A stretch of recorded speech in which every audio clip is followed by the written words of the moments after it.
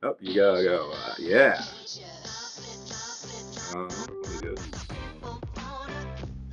All right. Well, I would love to get started, JT. This is episode 23 on chickens, but our special guests, as expected, are being difficult.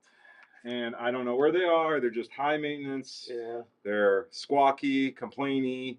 What, do you want me to? Always pecking on me. Do you want me to give him a call? Call. Can you just? Yeah.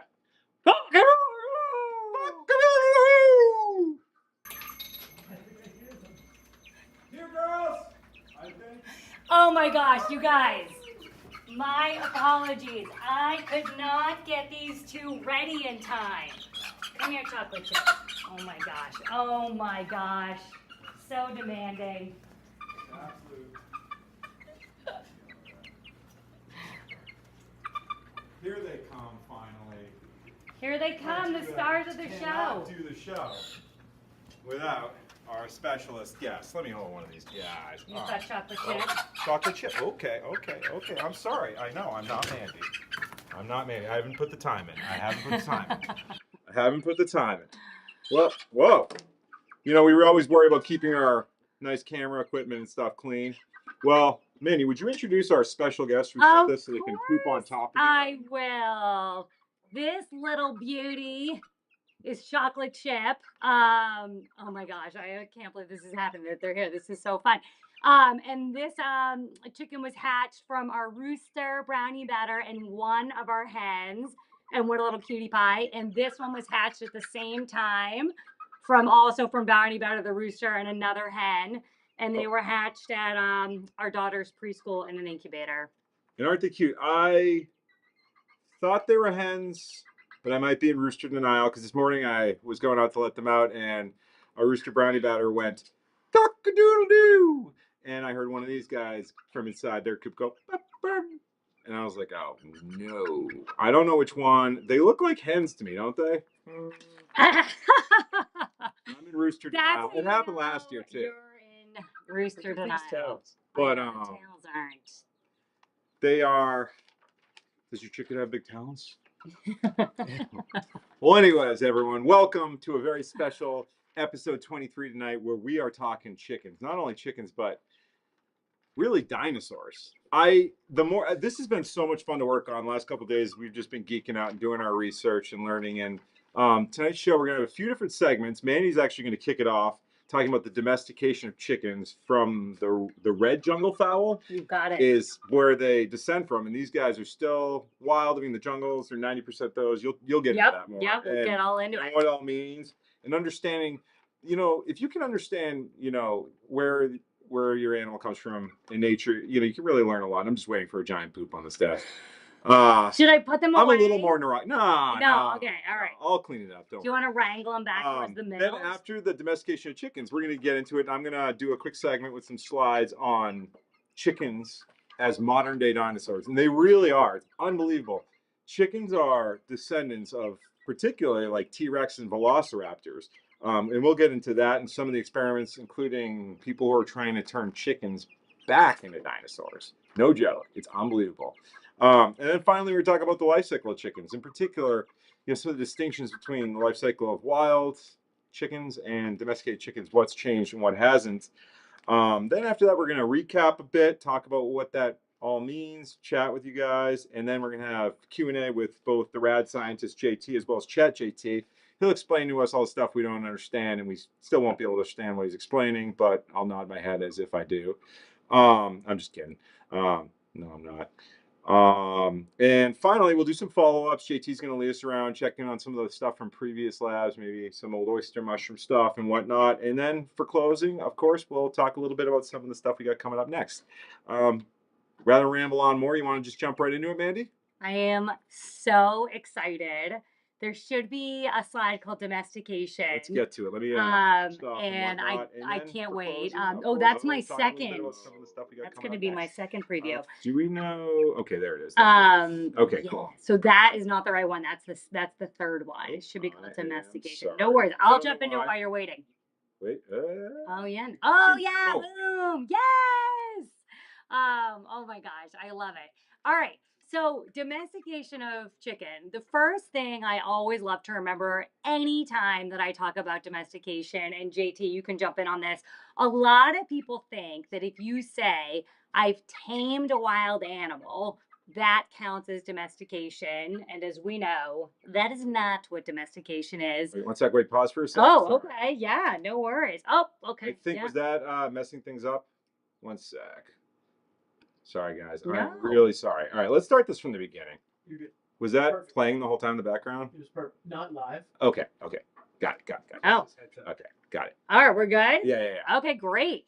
All right. So, what I was saying was taming a wild animal is not the same as domestication. And the key is that domestication takes, get ready, thousands of years. So when you think of domesticated animals, like wolves have been how we domesticated dogs, and of course there's the wild chickens that have become our domesticated chickens. It's because humans have selectively bred for traits that they wanted, and bred out traits that they didn't want, to create a domesticated species. And so there's a lot you can learn about an animal that's domesticated based on where they came from. So I thought we would jump right into it, unless anybody wants to add anything as part of this intro to domestication. Should we all? I wasn't sure if we should all be in this or if you wanted to. No, we should all be in it. Okay, cool. Yeah. Okay. I mean, I'm sorry. I don't know, unless you don't want to We're be. figuring it out. We No, can I zip love this. out. Tell me if you We want me can to zip switch. You want out. me to switch to the next guy? Yeah. Yeah, that's a sick slide, by the way. Thank you. I really really- appreciate that. I'm gonna so what I do is I tossed up obviously just species that are the original wild ancestors of domestic animals that we have now.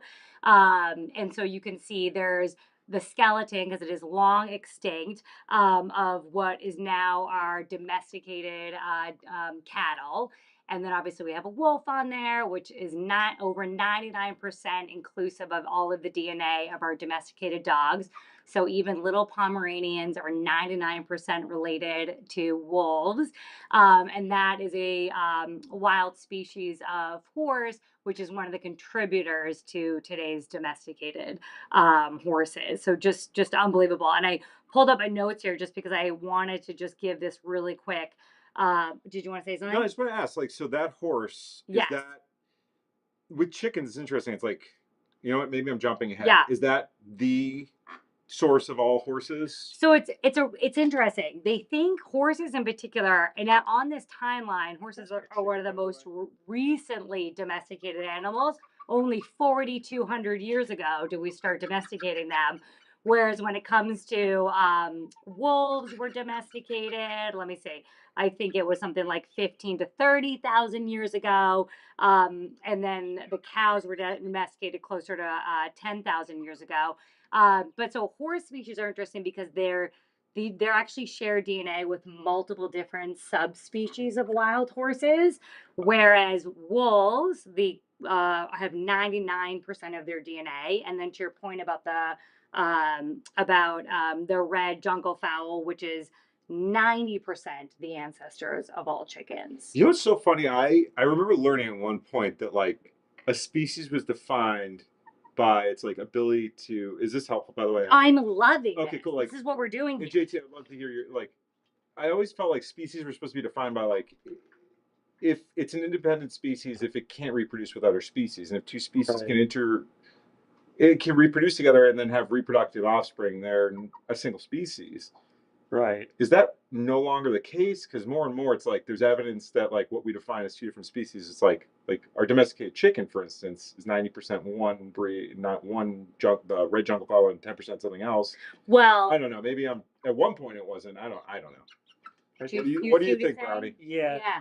And like some of it is their subspecies. Like these are a subspecies of the red junglefowl. Yeah. Right. But yeah, there's like a hybrid of the gray junglefowl in there from India. That's where they get the yellow skin. Yeah. So I think what JT knows that. Yeah. So I think what you're getting at is if those are two separate species, how did they come together to make the domesticated chicken? Because they shouldn't have had viable offspring. Yeah. Yes, I know what you're saying. Do we know the answer to this? I don't. Yeah, I don't either. Because I I feel like I've learned that in school that that's what it is. The species isn't able to breed outside of it. Yeah. Yeah, but I that's feel what like we we're say. now just like, oh, like for instance, dogs, coyotes, and wolves all interbreed. Yeah. So Are they different species? are they really different species then genus? if they can interbreed? I don't know. It's a very good point. Questions. And a lot of the wolf species or coyote species around here have wolf and domesticated dog Yeah, in their DNA, which is exactly, just right? shocking. Well, Go ahead. so this says that a species is a group of living organisms consisting of similar individuals capable of exchanging genes or interbreeding. So, Right. so I guess it's not that species can't breed with other species, but specifically to be a species, it has to be able to breed and transfer its genes within its own. So maybe it's not exclusive. Yeah. I see. All right. Okay. That would make sense. Look at how adorable Marshmallow is being. First of all, can everybody see her? Just She's so hanging out. cute. She really is. She's so sweet. Everybody hope it's a she. Right? We're not sure if these are hens or roosters. Anybody chime in, or whether we think they might both be roosters, but we're in denial. Sorry, I'm Do you flipping through. want to go to the next slide, which shows Yeah. an image of the red fowl, Yep. Gallus gallus? So all domesticated chickens are ancestors of the red fowl, Gallus gallus, which should be on the next slide. Oh, no worries. And Sorry. just look at that. It's like It's unbelievable. it's just a chicken. It's literally a chicken. It's absolutely insane. And they believe that people started domesticating these chickens into or these junglefowl, excuse me, into our modern day chicken 8,000 years ago. So that's how long. And they are originally native and still exist, hence the reason that we have these gorgeous images. Okay. Let me just get this guy out of the way. In parts of Southeast Asia. So Thailand, Myanmar, Vietnam, that area is where they've originated from. And I believe they think parts of China were the first to start domesticating them. They're a little bit different, which we'll go through in their life cycle than our current chickens. And again, that's because people chose traits over time, right? Like these chickens are flying up into trees. They're afraid of people. They are a wild bird. You know, when was the last time you could corner a cardinal and scoop it up? Like you can't do it, but I could easily grab brownie batter or marshmallow, and that's through thousands of years of selective breeding for animals that tolerate humans, are less fearful of predators, and work with whatever our farming environments are. It's whatever ones were easier to keep and breed. Exactly. Yes. And then you get down into like the traits. Whatever one's producing the most eggs is the one you're going to want more of, and or is a lot meatier. You can see how lean these birds are that are up on the screen. They're not, they're not meant to be made into broiler chickens. Right? Yes. They're tiny. So really interesting. And I was even hearing like they're yeah. like monogamous, right? Like there's a higher level of monogamy around them versus like we have one rooster. Okay, what was that? Yeah, and they can fly anywhere from like 30 to 50 feet. Can they really? Yes, whereas our chickens, our modern day chickens, are more like 3 feet of a flutter. It's kind of more of what they have. And then as JT mentioned, I think the next 2 slides are just some like wild images of them. Okay, cool. Back to life. Let me just get this. Ooh, that's right. Oh my I gosh. don't know why this is. Yeah, come over a little bit. We can put their food up on the table too. Commander, do you want to grab their little food container? It's in there. It's that little carousel looking thing. We can put it right here. Let's see if they'll come over and eat out of it. Yes, you're going to love this. You know what that is. Oh, I've seen that before. So. All right, you got it? Yeah. All right. So I like that shot because it shows the little baby. Oh, I should just go right into that. Yeah. So what I like about it is it's similar in the sense that you have multiple hens around, that have their chicks moving through the forest, but they roost in trees at night. So similar to our chickens that go up go up and roost. And so this is the 90% contributor to all chicken DNA. And then the next slide is the gray, which is, contributes another large percentage. Very, very handsome. Wait, sorry, we're not. Are we live? Yeah. Oh, we are live. Oh yeah, and it has a distinct yellow skin, and that's where they think actually you can really see it on marshmallow here. That's where they believe the yellow skin comes from, is from the gray junglefowl. You can see it on And you see those like legs of this one. feathers that have the like black border on them. You see some of your chickens have that too. Yeah. That really nice. They look like pheasants. Yeah. If you want to click down one more, it's like we can just kind of go over some of the traits that we talked about a little bit. So this is so I kind of just did these 3 images because, like when you domesticate something, you're picking traits that work the best for the humans that are living with that animal. And we'll talk about this in the life cycle a little bit too, but a domesticated chicken that's been bred to lay eggs will lay about 300 eggs a year, almost an egg a day, but they slow down a little bit in the winter season. And so, just wild, whereas a wild bird, I shouldn't have just said wild, but whereas a wild bird like the red junglefowl, they're only going to lay about 10 eggs only one time in the spring season in a single nest, and that's it. So you can just see over thousands of years, humans picked birds that maybe laid 11 eggs and maybe 13 eggs, and then maybe laid a second nest a little bit later in the spring. And we constantly picked for birds that were laying more and more eggs. And now we've gotten to this huge disparity between wild and domestication of this 10 eggs a year versus 300 eggs a year. I mean, just amazing. I threw up the chicken with the very big chest. There is a juvenile broiler chicken. And the reason I threw it up there is because they reach their maturity and these are the chickens you eat. So chickens that you eat are different than the chickens that lay eggs. Chickens that you eat are being bred to put on they've been domesticated, and species have been chosen that put on lots of weight quickly so that we have a lot of meat in a fast time frame. And they reach the age on which they become food for us between 6 and 8 weeks. I mean, just insane that's how fast they get.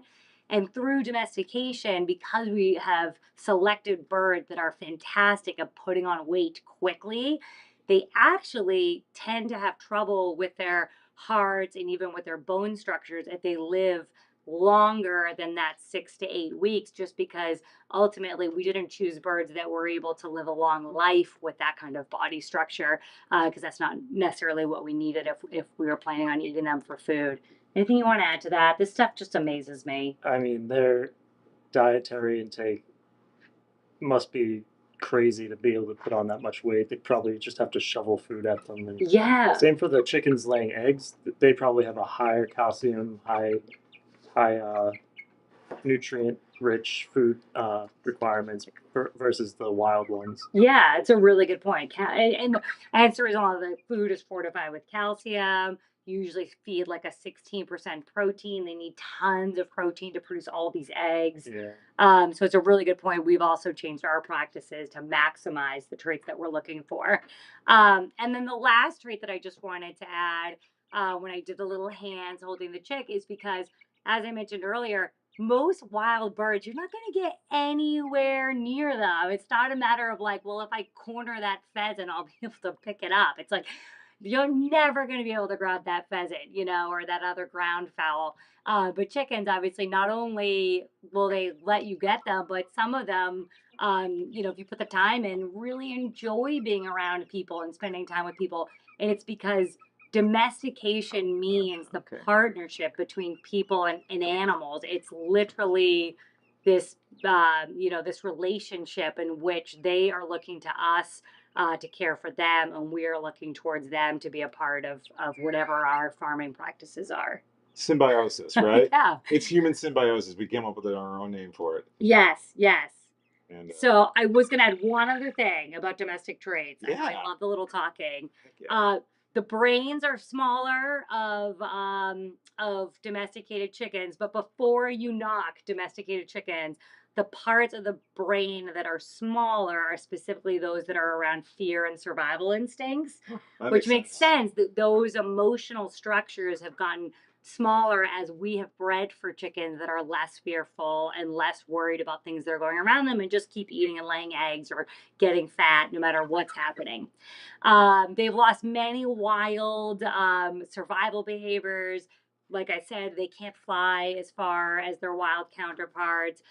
They're not necessarily as great with strategies for evading predators, and they're not necessarily as proficient of foragers, although they forage all the time. You know, these wild ones have just, you know, well more than thousands of years passed down of how to get the best stuff out of the land. Do the wild ones?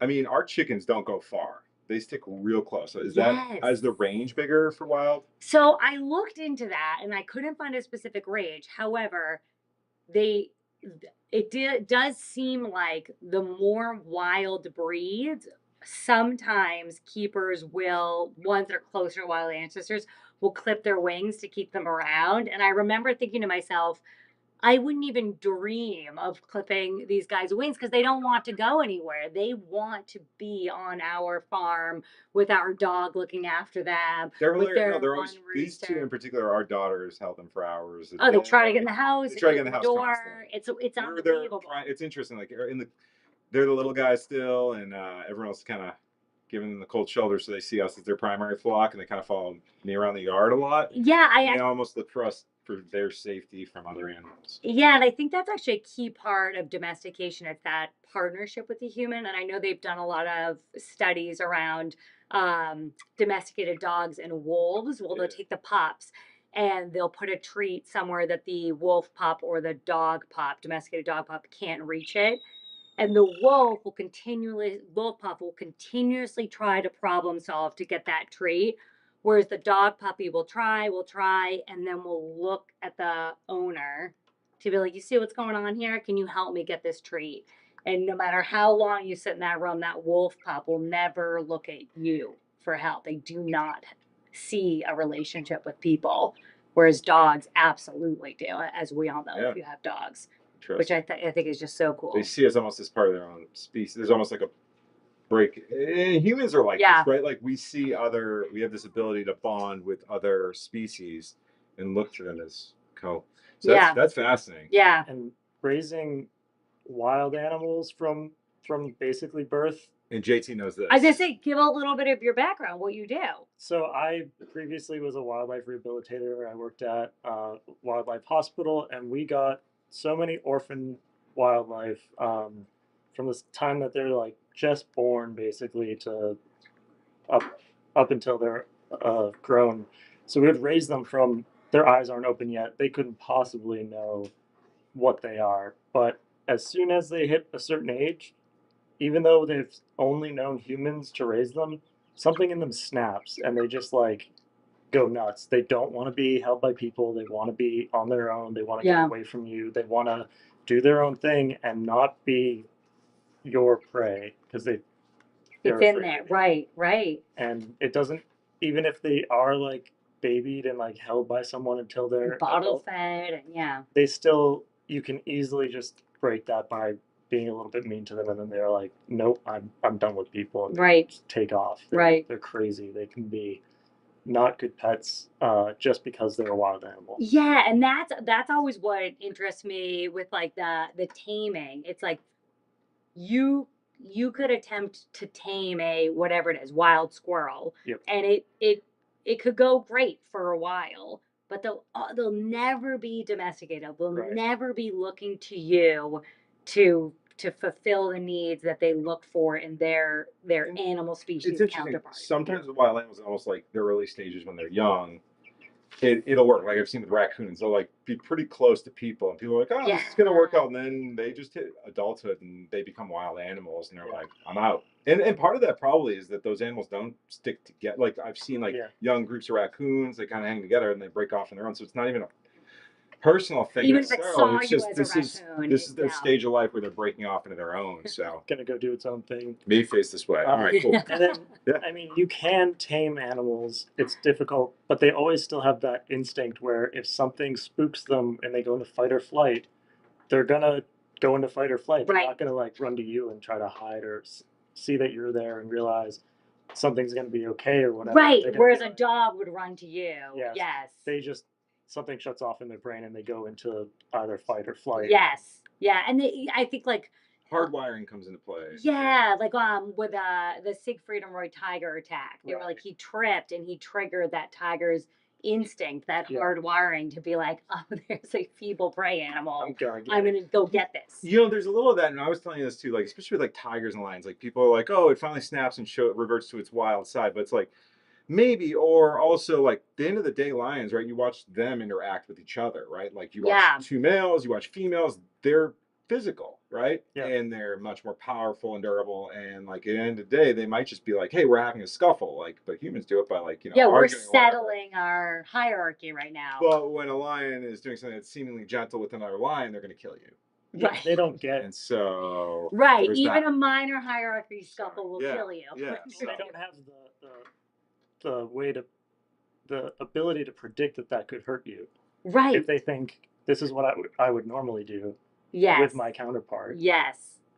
Yep. why Yes. wouldn't they normally do that with you? Yes. Mhm. Yes. Well, that was everything I had for domestication. That was Is there awesome, anything Andy. I didn't touch on? No, I think we we got can it. get back. Yeah, and if you guys want, well, we can.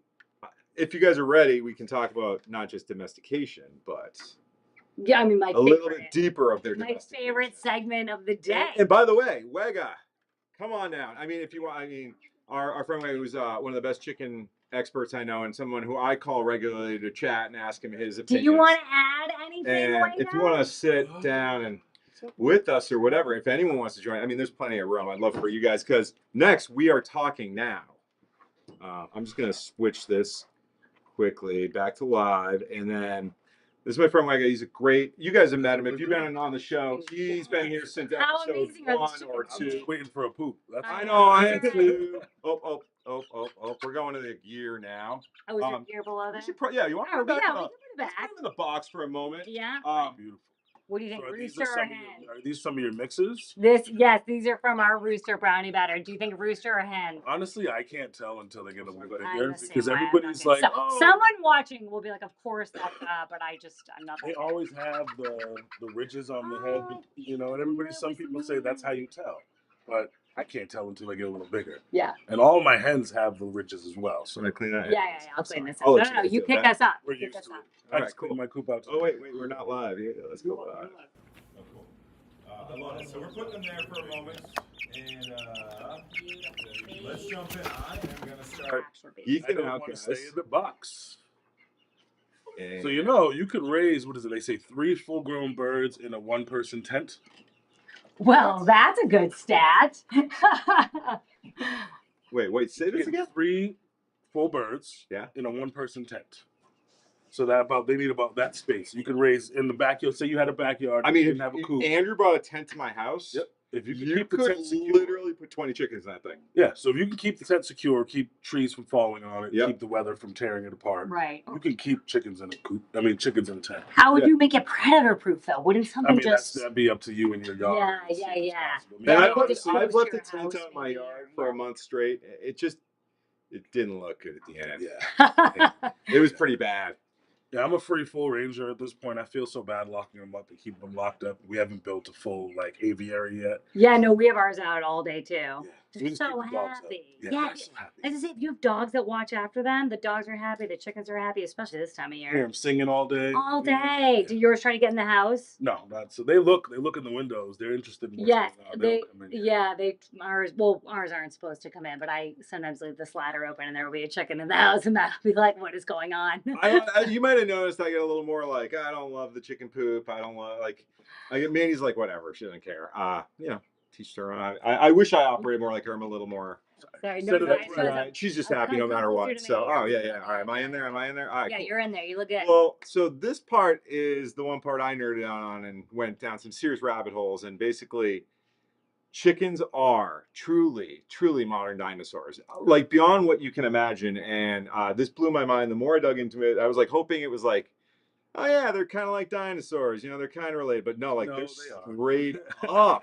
They are. They are straight up. And so, I don't know if you've ever witnessed any chicken cannibalism, but if you do, then you see that, dude, they are dinosaurs. Yeah. they are. And not only are they dinosaurs, wait till you find out. Let me see. I wish I could figure out how Yeah, to make if this a it gets slide. cracked, Let they me go see. crazy. Straightforward. Yeah. Yeah, it's wild. Is there a way to I go know it's slide? gross to say, There we go. but watching them eat the eggs and watching how much they enjoy other chicken meat, I am not at all a cannibal. Right. Yeah. But there must be something tasty here. You know Yeah, what I they mean? are. And not only are they dinosaurs, check this out, right? The dinosaurs they're really branched from are a group called theropods. And those are the ones that we know to be just absolute, like these are the scariest ones, right? Like Yeah, it's true. they're not the dinosaur, they're not the brontosaurus. These are literally the velociraptor and the T-Rex that are the theropods Yes. that we know, right? And look at them, right? Like, of course, that's exactly what they look like. And you might I tried to get chat to generate something, some sort of evolutionary pattern of it, and it couldn't get it right. And after an hour, I just stopped asking. You get the general idea of it. Like you can see how, and you should see some of the funnier ones it did, but how, the progression and just the similarities of a chicken. I don't know what Gitkin is, and this is just not even a skeletal structure, but you get the point. And this blew my mind even further, the evolution of this. And I don't know if you guys can really see this too clearly. Let me see if I can kind of zoom in on stuff. So amniota are like the shared ancient relatives, right? Like you have to go back 320 million years to find a common ancestor for us with chickens, you know, chickens down here, right? And this is the pathway though, right? So we broke off. So basically like mammals and then reptiles broke off, and reptiles then split apart, right, into things like and lizards, right, and dinosaurs. And dinosaurs, you know, I didn't realize this, but reptiles actually came before dinosaurs. So dinosaurs basically, this is what I'm trying to get across. And like, dinosaurs are a subsector of reptiles, as are lizards, snakes, crocodiles, and then birds broke off from dinosaurs. So the reality is like reptiles ultimately, from what we see, broke off into birds, right? And into dinosaurs and then into birds. So like look at this. This little away. corner is dinosaurs and birds, right? Yeah. Here's where mammals are, here's reptiles and lizards. Like crocodiles and lizards, we always think of as being very closely related, but the reality is crocodiles, based on this, are closer relatives to birds, which is nuts, you know? And amniota is like this ancient form in my head.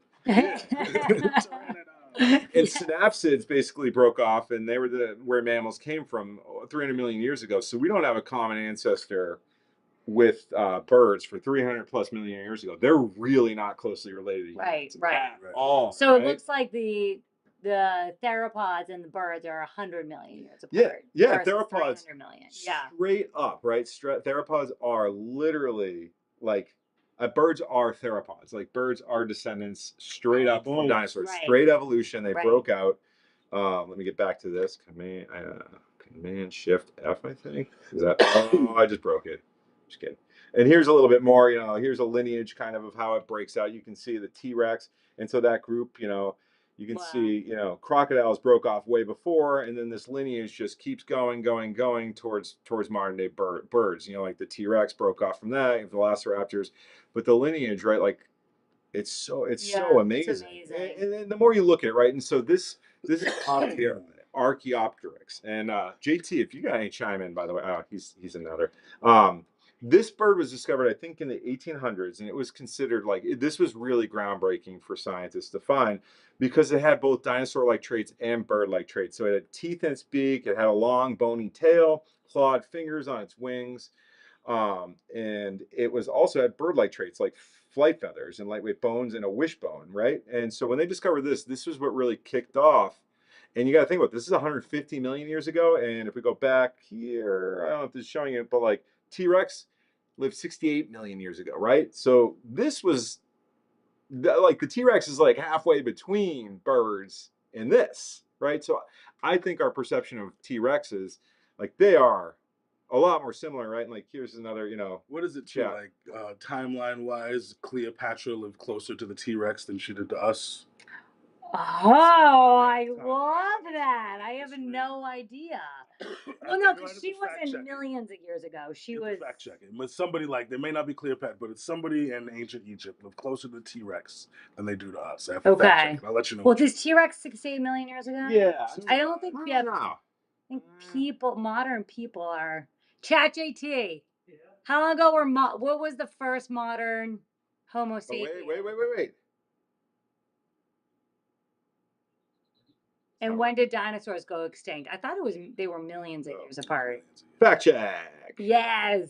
And they're not living at the same time. Right. Yes. Okay. I do not believe that humans and dinosaurs lived at the No, same time. I did not. No, they do though. You're wrong. That's what I'm saying. Like we do. We live with dinosaurs. Like now, this is no, but he's saying I'm not trying to say the T-Rexes. T-Rex. So wait, what was the stat? Yeah, I know you weren't saying that. What was No. It's Cleopatra or some ancient Egyptian deity or not. You know, maybe like woolly mammoths and stuff like that for sure, though, right? Woolly mammoths. It might have been some of the prehistoric mammoths. Didn't they just bring a mammoth back? No. DNA. It was a mammoth or some creature. Was it a mammoth, right? They impregnated an Indian elephant with an embryo that would basically they clicked on the mammoth DNA in the embryo. Right. So Yeah. it's just like why? Did it work? Why are we doing this? Flatten land in Siberia to stop the permafrost from defrosting, and they think that a herd of mammoths will do that. They know that it won't, but they're just getting funding to do that. Yeah. Seen Jurassic Park. And I think, did they make a mammoth meatball? I'm all about the mammoth. So serious, pardon my French, and they want to make a herd of mammoths. That's hilarious. Yeah. Oh I'm not against it. I mean, look. Cool. We've destroyed enough. You know, we've wiped out a number of species. Why not bring one back? We wiped that one out. You know, animals that are larger than we are. Yeah, just get the T-Rex. Let's just go big. Let's just go big. Yeah, let's get a T-Rex. I mean, and there are. Hold for it. It's coming up. There is work being done, and there's some process. Yes. So, like, before we get to that, though, genetic proof, right? So I'm now going to give you all the proof that we've got, right? So in 2007, scientists extracted collagen from a 68 million-year-old T-Rex, right? And using mass spectrometry, blah, blah, blah. Long story short, they looked at it, and the result, it wasn't closely related to an alligator or even an ostrich. It actually closest relative was a chicken. Kaboom. You know, there's a number, and then additional analysis has shown like they have the genes for feathers, this is the T-Rex, digit structures, 3 wings, tail development, and protein matches. So they are there. And I believe Andrew was saying, and there's, you know, it's hard to say, but based on like an analysis of like the T-Rex, they produced the noise they believe it would make, and it sounds like a chicken. And unfortunately, like copyright will make us demonetized. Yeah, we can't play it. Get us flagged on 45 YouTube if we play the sound. So we can't play the sound, but it sounds something like this. Exactly. That's good. And you can copyright that. So this is real nerdy. If anyone wants to look back on the slide down the side, I'm not going to get too deep, but this is some of the details around that. But at the end of the day, modern birds are theropod dinosaurs. Theropods being like the velociraptors, the T-Rexes, you know, the ones that look like chickens. You know, if you can just imagine a little bit of, you know, feather and fluff and clucking. And funny enough, right? And here's something fascinating. So this is called embryonic atavism, and I learned that term, so don't think I'm smart. Atavism means like basically a return to sort of a prehistoric form. And so there's a brief period when chickens are developing an embryo where they briefly grow a reptilian tail and teeth, and then they reabsorb them. It like flashes, shows up, and reabsorbs where they're showing their prehistoric form. And it's cool. And so this guy Jack Horner, who's a major advisor to like the Jurassic Park, this guy's amazing. I'm gonna just let me just move our picture because this quote's so good. He said, and he's working on this and making progress. We're not going to make a dinosaur clone, but we can find a dinosaur that's already in that bird and bring it out. And that's what they've literally been doing. They've been activating dormant genes in chicken embryos to create teeth, longer tails, and clawed hands, and they call them dino chickens. They haven't hatched them yet, but this guy, you know, he basically said, he's like, I want a pet dinosaur. Why? I get it. It's cool. I mean, why? I gotta be totally honest. Like when I'm thinking about like was his answer. Chickens, like if you've ever dealt with a feisty rooster, right? Like they don't have teeth, they don't have longer tails, and they don't have clawed hands, and they can already mess you up. My dogs, if my dog Sonny's afraid of them, And can you imagine one like just even the same size as a chicken, but with those features? Now imagine it being bigger than a truck. I like the videos online of roosters successfully protecting the flock from foxes and hawks and things. When you see how tough a rooster really is, there's no way. I don't want to Yeah, mess you with don't want to add any additional Nope. teeth or No claws. thanks. We don't need teeth or What is claws. this, the old, Yeah. 100 people versus a gorilla question, right? Yes, Same thing. yes. How many chickens do you really want to fight? Right. Yeah, that's a really I good don't. point. I mean, even those little ones, they give me the stink eye. I'm like, I've gotten my skin broken from a peck. oh yeah, Yeah. A broody yeah. hen, we're reaching to grab some eggs, and she's Yeah, like, I'm not having it. Yeah, they'll get ya. yeah, yeah. The other thing that they And we domesticated them to basically be soft. to love us, Yeah, yes. it's like we've done with dogs. How many chickens Poor do you have dogs. currently? 9 chickens and a goose instead of a rooster. That's cool. Yeah. Nice. So we don't get woken up at 4 a.m. But I But think you got it. And she does a great job of watching out for Yeah, them. he loves it. He has fun. We got a nice kiddie pool for him, and he lives with the Yes, pool. but I mean, like he's very protective. That's his flock. Yeah. That's He so goes cool. wherever the furthest one goes from the flock. He'll stay with them. And Yes. corral her back in whenever And somebody he'll comes close. be loud. He'll give out warning calls if necessary. Oh, so cool. That's really cool. Yeah. That's really, really I think cool. we got to get a rooster just because I think they're a little bit more aggressive. We honestly. probably are gonna have at least one. If you want in that box. One of those guys. I don't know what those might. I don't know. But we also just hatched 6 more chickens. Excellent. Yes. Yeah, I'm gonna get some. Yeah. Like a box to hold the baby. We only need one rooster, I think. Yeah. We've got a very Or nice 2, one. maybe 3. Yeah. Well, you've got your whole pen enclosed. Everything is enclosed. So probably just one is. Yes. Yeah. Unless you want to be up early. Right. We are. Yeah. They're going already. Yeah. No, you're absolutely right. What is he getting? 4:30? Yeah. Mm-hmm. Yeah. Yeah. You hear. 5. Yeah. I sleep through it, but you. I get it. Yeah. For some reason, I wake up around 5 every day, For some reason. and then I go back yeah. to bed. If my window's open. But he does a great job protecting everybody. He does. He's great. I did even develop. I literally designed the coop. I'll show you something. I thought of it like a drum where I put the holes opening. So I literally wasn't initially backing the back wall, but I made it solid so it wouldn't go to my neighbors. I made these 2 the 2 windows are facing nowhere, so it kind of projects sound. Yes, away from from neighbors and our house. It seems to work. Yeah, it does. It was Sort of. good. I mean, I don't know how my neighbors feel, but I tell them to blame the economy. yeah. So it was fine until we needed more eggs and we needed to buy chickens. Yeah. I was okay buying them at Tractor Supply. It's awesome. And one of our neighbors has a rooster, and then I think I hear another one. So it's like we're not the only ones. Yeah. If something happens to that rooster, we're the only one. I'll be like, all right, But and here's the thing, right? So this is all about DNA and genetics that we're talking about, and some of the physical features. But the fascinating thing is some of the stuff they're starting to discover with behavioral stuff. And basically, I was listening to a TED talk from him. He was talking about how dinosaurs were social, they built nests, and they cared for young. Basically, a lot of their behaviors were really similar to modern day birds. You think about some of the behavioral attributes, right? Like they've shown, and this is some of the research over here that's kind of popped through that they found. And found there's been the dinosaurs brooded on their nests. There's a social hierarchy, of course, bipedal locomotion, scratching and foraging, parental care, and they're starting to find vocal communication, like we were talking about, and similar territorial behaviors. So, overall, ultimately, not only did they look like and were genetically related very tightly to modern day birds, but they behave the same. So it just becomes so obvious the more you look at it. So. Again, here's a little bit more of some of the detailed similarities. If anyone wants to scroll back to this slide. And if you just talked about the environmental factors at all and why dinosaurs would have been so big and now chickens are so small, we just live not in that tropical subclimate.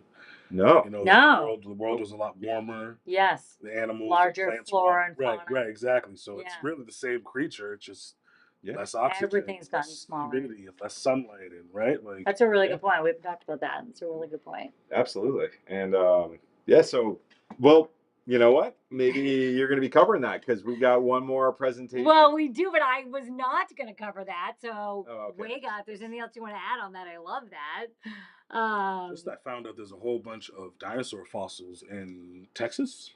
Okay. Near Houston. Yeah. That we didn't actually get to go. Me and my family just recently went to Texas. Didn't get to go check out, but I really want to check it out. Oh yeah. And I imagine when you think about the climate of somewhere like Texas, like Arizona and Nevada, where they find all these fossils. Yeah. It's a lot warmer there. We don't really find as many fossils here in the Northeast, right? Mm-hmm. Yeah, like large dinosaurs. Yeah, that's a really good point. Yeah, closer to the equator. Interesting. Interesting. I don't know much about fossil distribution other than to your point. I don't think there's any big sites to New England. Right, To your right, point, that's a really good point. So let me get JT. You around? JT, you want to fill in for me right now? Sure.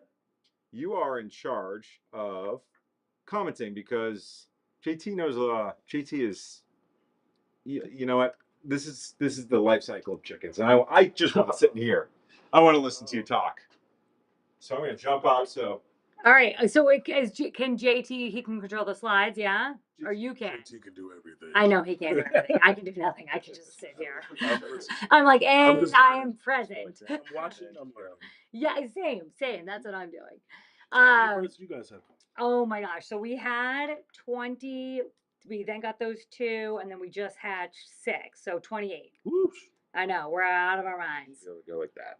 We're out of our minds. Chicken match. So you guys selling that? Chicken match. Yeah. So we sell, for those of you who are near our store Gardin in Braintree, Massachusetts, we sell eggs. Yes. Have you been able to match your output as far as food and getting the eggs to match your food intake? Yeah, I That's think really so. the goal, Yeah, right? you're absolutely right. Yeah, no, I think we're at a good clip. I bring in about a dozen or 2 a day come into here, which is perfect. Beautiful. And then if we eat a bunch less Yep. come into here. Yep. But no, we're pretty good. We could probably make more, produce more. I mean, but that's chicken math. That's it, right. And have you guys done any of the like soaking your feed to make it wet to kind of double it up? Tell me more about this. No. So you can ferment your feed. Okay. You take a 5-gallon bucket, fill it Sure. a third of the way with feed, put water on it, Okay. stir it up, let that sit for a day or 2. Actually makes your feed softer and expands, so you're getting double the feed. Chickens can digest it easier. Of course, you've and already you're getting broken double it the down. feed out of your bag, your 50-pound bag or whatever you got.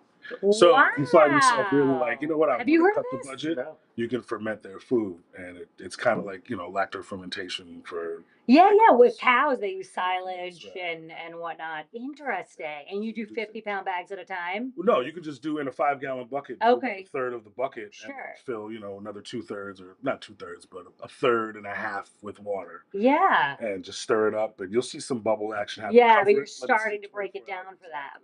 Yeah. And don't let it sit for more than 2-3 days. You don't want it to get moldy or Yep. mildewy Yep. or whatever. But Okay, they yeah, love that makes it. sense. They eat it right up. Oh, I love that. We have our like main, obviously like feed, which is our 16% protein Yep. hen layer, and then we do a treat mix, which is what every time I call them, I'm doing the Pavlov's law. I ring the bell, they get the treats, and that's just chicken scratch grains, which I don't think they're not supposed to have more than like 10% of their diet, which it is just a treat. But then we put black oil sunflower seeds in there, which are really high in fat, and then we add the soldier fly and black soldier fly larva, and then the mealworm larva for like extra protein. Yeah, they're spoiled. But then everybody comes when they're called, except when Matt calls them. We made a video about that the other day. I got a frantic phone call from Matt. He's like, I don't know what to do. I have to leave the house. The chickens are looking at me. Nobody is coming. I am sorry. Another trick, if you're looking to give them. Hang out with me. That's it. They just love coming to see you. If you give them a little more protein in the winter, you can give them cat food as well. I've heard that, and actually, now that you say, I think I heard that from you. I think Matt told you Not that. too much, but Right. you give a little bit. Just Yeah. give them some protein. Yeah. Not for the babies though. The babies No. need protein. No. So yeah, the babies cannot handle the hen layer feed because of the additional calcium. It causes crystallization in the kidneys, which can Protein, lead they'll to get death. the twisted tails and funny. Really, you have to worry about too much protein with little guys. Yeah, with the babies. For like waterfowl and stuff, if you try to force too high like nutrient content in their food, they get angel wings, so their wings go up and they can't like straighten them out the right way to fly. So the flight feathers just twist upwards. Wow. The chickens will get the twisted tail. Is it? So you get the chickens that are kind of like U-bend. Really? Yeah. Is it a malformation of the muscles? Because proteins are part of muscle development. So I think wonder if... certain parts of them develop faster than they're supposed to. Okay. Because they have like the stuff there to do it, and other parts can't keep up. So their like bones don't keep up with their muscles or something like that. Yep. Okay. Matt, do you want to put us as picture in picture? Oh. Sorry, things got changed.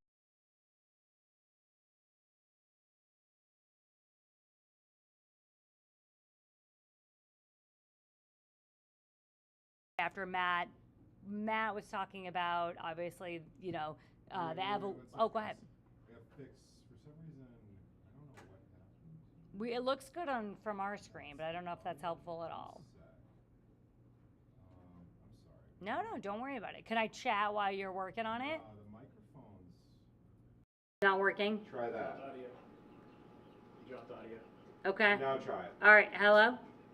That was really weird though. Everything working? Nothing. Really? Ah! Right now? What now? What about now? Yeah. Anything? No. Test. 1, 2, 3, It's just us. We can do it. You keep talking. 4. Just keep, Five. Go back to the show. We Oh. can hear you. Oh, you can hear us. This is the show. Okay, great. It's working. All right, I'm going to jump into it then. All right, great. All right, so basically, you know, what I thought would be really interesting was talking about the similarities and the differences in the life cycle of the domesticated chicken versus the wild chickens. And obviously, we can also throw in details about anything else we so desire. I thought this was really interesting. So even though chickens were domesticated, you know, 8,000 years ago from those primarily those red junglefowl, they both have the same 21-day incubation cycle, and that 21 days is consistent across all species of chickens as well, which is just insane. And something I didn't mention earlier, chickens are the most prevalent bird on the planet with 25 billion individuals alive at any one time, Wow. which is just Is that because of our mass production of them? and that is due to domestication. Right. You're absolutely right. I'm gonna double check that number now that I've said it. Yep, 25 billion. Whew! Wanted to make sure I got it right. Birds. It's a lot of birds, and just amazing that if you think of that many birds, that many different species, and even all the way back to 8,000 years ago, everyone was sitting on their nest for 21 days. It's just wild. Yeah. So we talked about it a little bit earlier, but you know, when you think back of eggs being laid at the beginning by the red junglefowl, you know, they're laying 10 eggs in the springtime, one nest, that's it. And it's like, of course, that's how robins work. That's how most of your wild bird species work. They have a limited weather window to lay a clutch of eggs, a limited weather window to then raise up those clutch of eggs. And then it's time for everybody to hunker down for that weather window to change, and they'll start again next year. Now, there are wild species that do have more than one clutch, but chickens were not one of them. Our wild chickens were not one of them. And domesticated chickens can lay 300 eggs a year. So when you think of going from 10 to 300, and that's because they lay almost daily, except a little bit of that wild DNA kicks in the fall and winter when the light cycle is changing, that tells them, I think we're supposed to be slowing down on production. Some of that is still in there, and you'll start to get them to lay about every other day, and that's how you get down to the 300. That's why it's not 365. But you know, another few thousand years from now, we might be at well over 365 a day if we've made it to 300. And if you do grow lights and keep them indoors, I bet you can keep it. I bet you could. Right, I bet you right, could trick right, them. right. Yeah, I bet you're absolutely right. Right. Then also their happiness depends on if they're, you know, warm, like you're saying, warm and dry. They'll Yes. They'll keep laying. Yeah. And then, do you think you could get close like much more than 300 if you put them inside? If Would you you have like guess? ideal Yeah, if conditions, you did, like, the unfortunately, I lights. think with our mass production though, we're cramping them. They still don't have the room to roam, and they're really not happy being indoors Right. all day. You're right. They need. Yeah, You know? you're So right. I don't Yes. know. I don't know if you could really get that production out of them just because of the happiness sake. You know. It's a good point. The stress. Right. You could have the proper number of chickens for your enclosure, but if they're inside all day and not living an outdoor life, they're not going to produce as well as free Right. range. One thing it's actually interesting. Matt and I were saying we wanted to make some content around free range eggs versus commercially produced eggs, and that orange color of the free range eggs is from the variety of the diet, and that's why your store-bought eggs are often a light yellow. And if you have the great fortune of cracking someone's backyard farm eggs or someone who has free range chickens, they're usually dark orange, and it's because of the quality of the feed. And then this is where the dark side comes in. So because that is becoming a known fact, some unscrupulous commercial chicken egg breeders or growers add marigold into their feed to make the yolks darker artificially. So a darker yolk does not mean higher nutrition content if it has been fed marigold. Wow. Otherwise, it does. I found most of my differences to be in the shell. Yeah.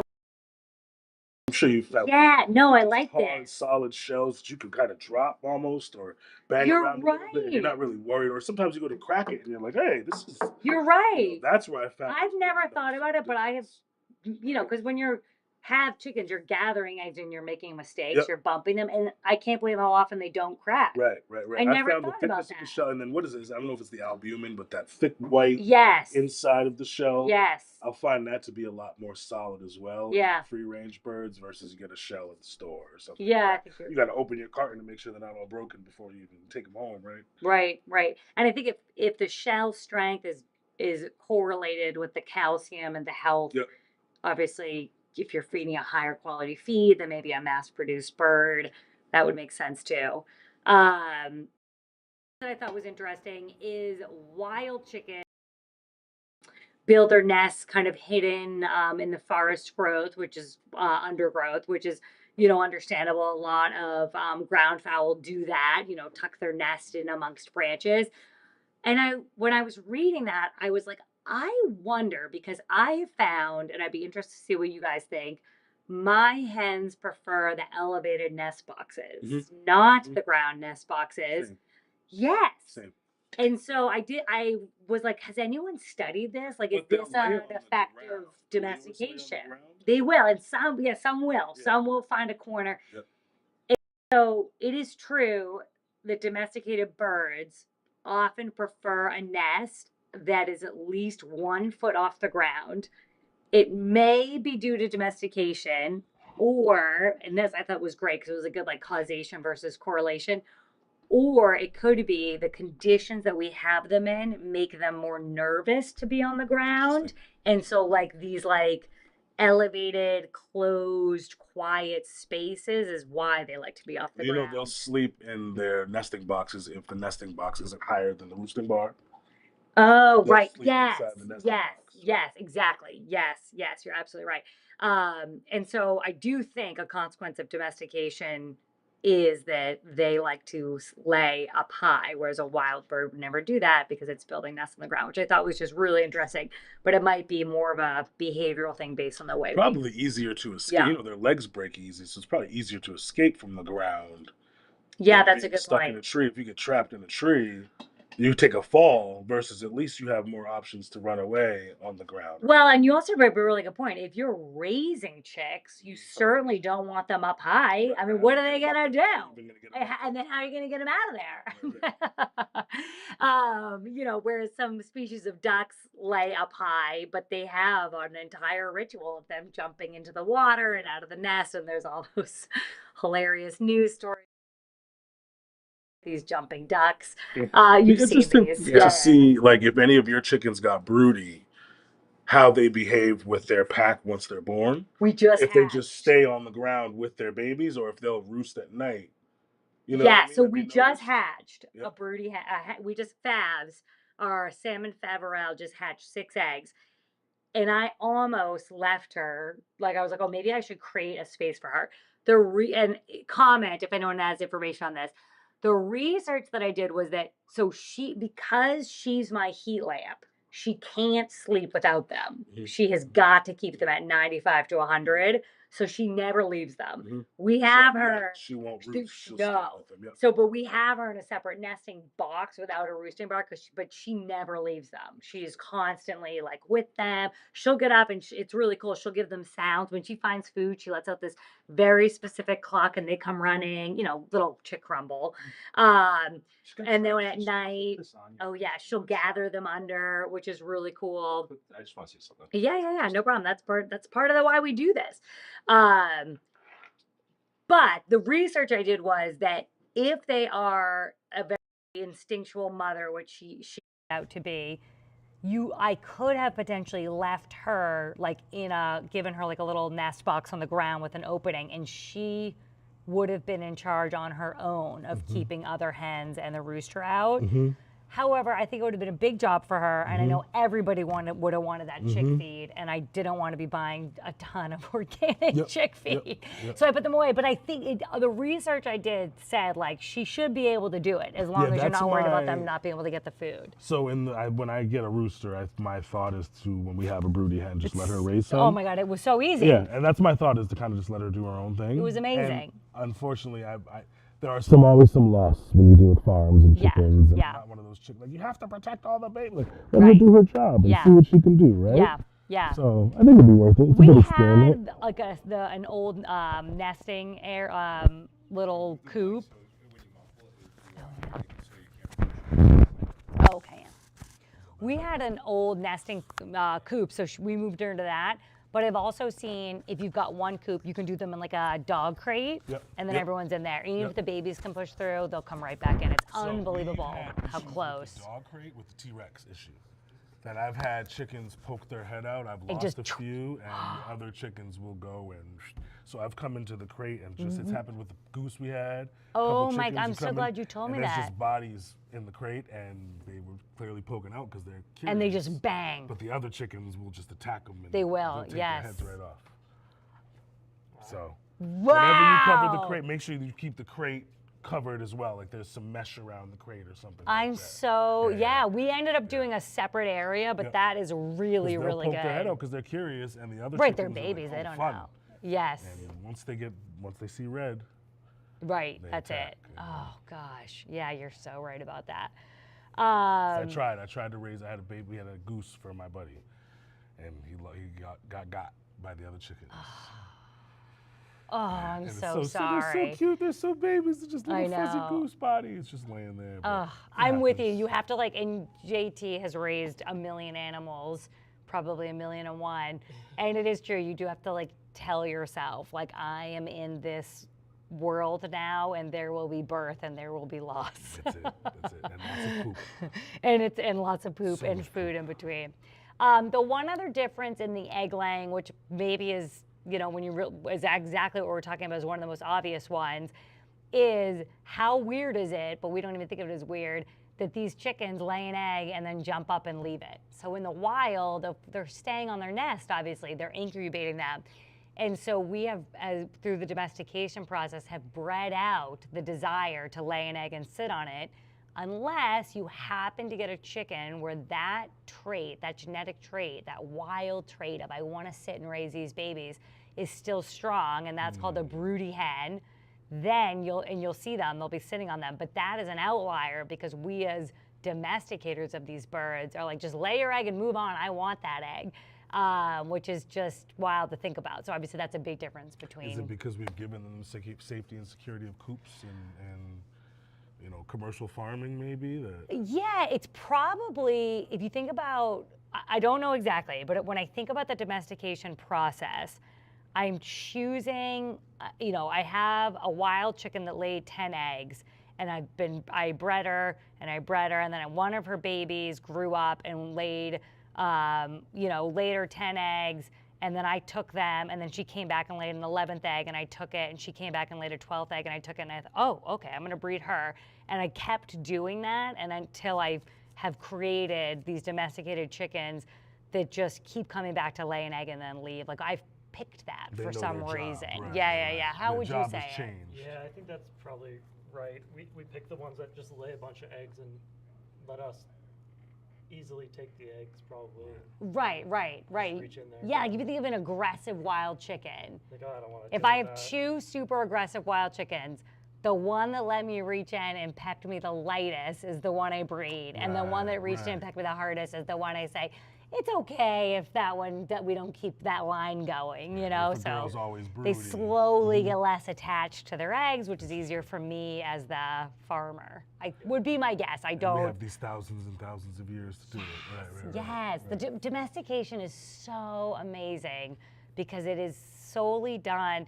There's primary and secondary domestication traits. So there's ones that you choose for. Like I want more than 10 eggs, so I'm gonna always breed a hen that lays more than 10 eggs. And then I slowly have a population that lays 15 a year, and I'm gonna only do ones that lay at least 15.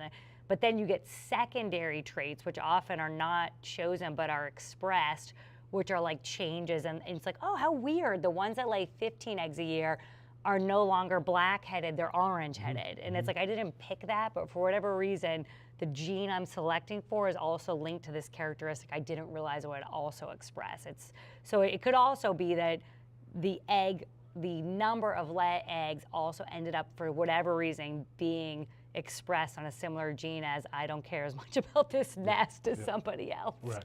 Right? Would I you just say anything wanna else make different? eggs. I don't care about the babies. Yeah, and it might be, Right. I didn't pick it. It just happened, and how awesome, because now I don't get my arm taken off when I reach in there. Domestication is amazing.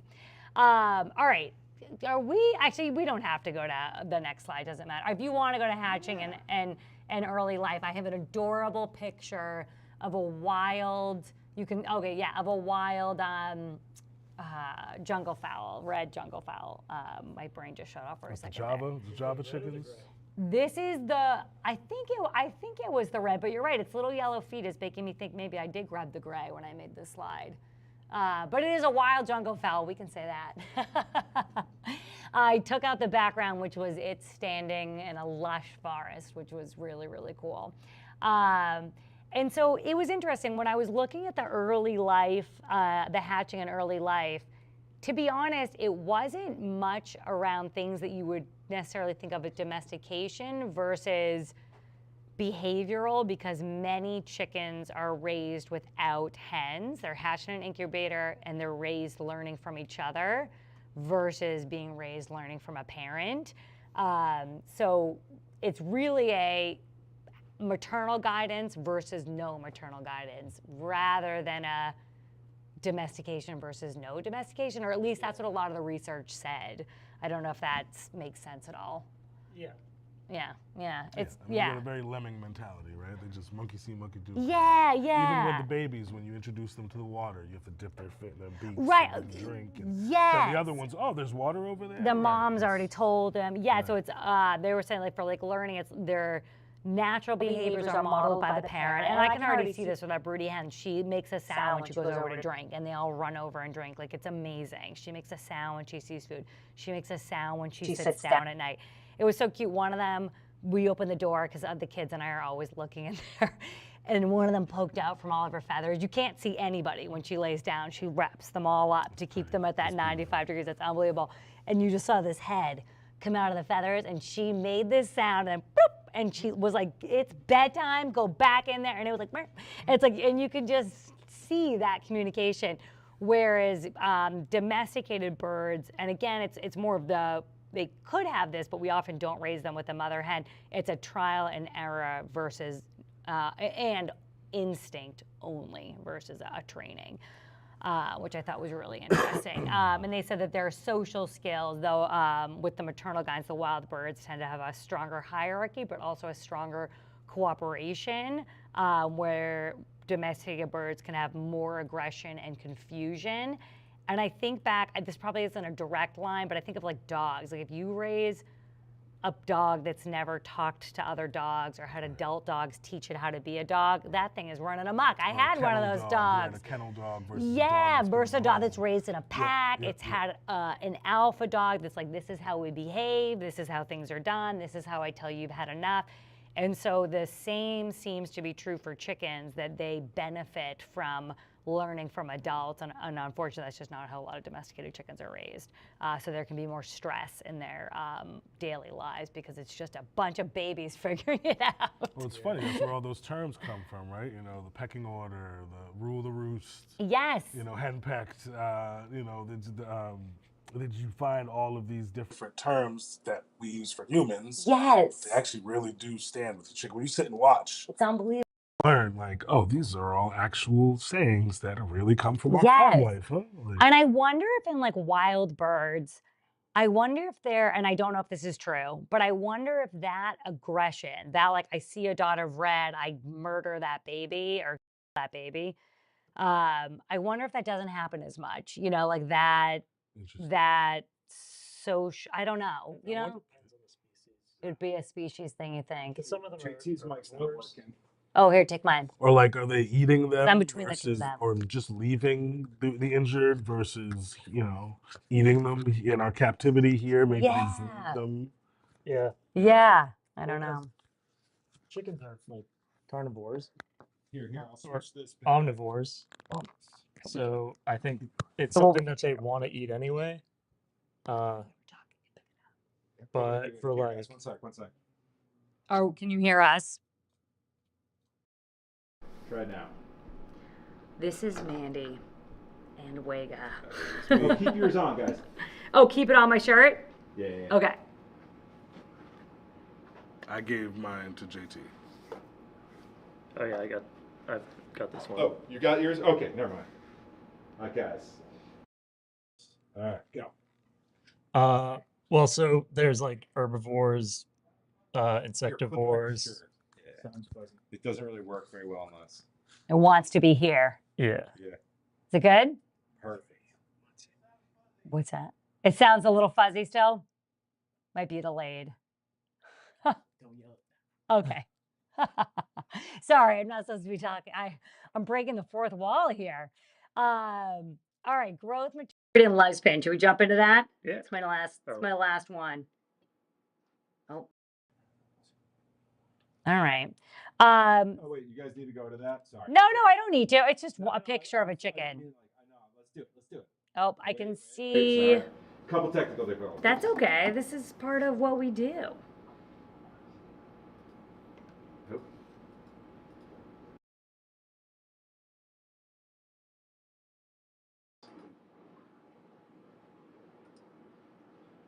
Is this good? So the big difference, if you can go to the next slide, Matt, that'd be amazing. The big difference, they actually weren't that the Gallus gallus, which is the scientific name of their wild ancestor, which is still alive today. It wasn't that different as far as like lifespan and maturity goes. So they reach maturity in 6 to 8 months. Egg-laying breeds are a similar time frame. Their lifespan's about 4 to 6 years. Domesticated chickens and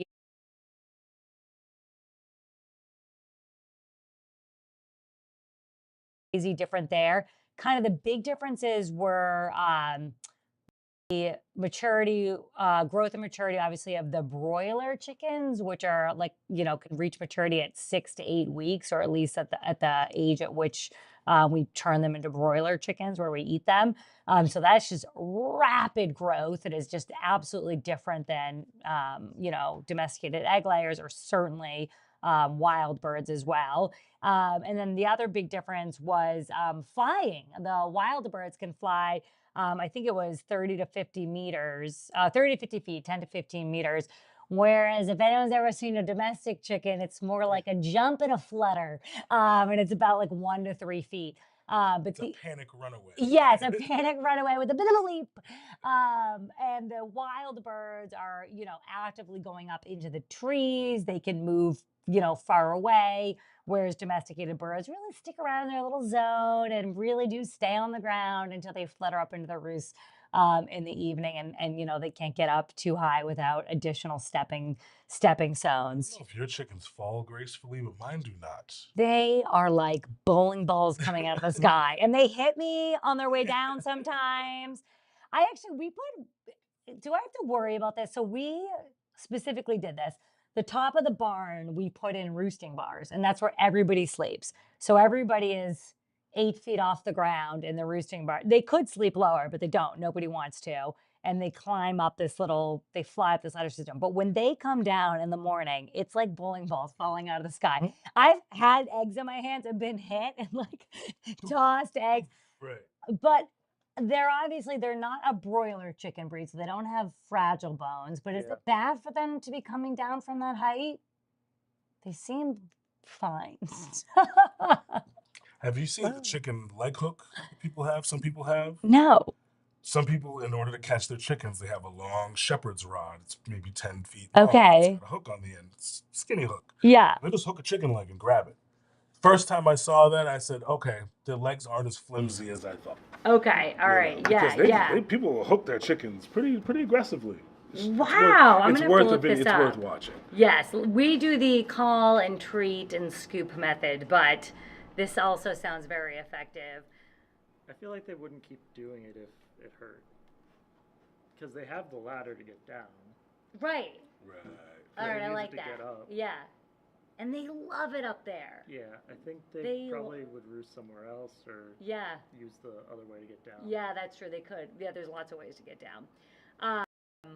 The last thing I wanted to say is kind of why these differences occur, and it goes back to that. Obviously, we've been saying it a ton, that domestication, and it's because people were prioritizing traits like egg production.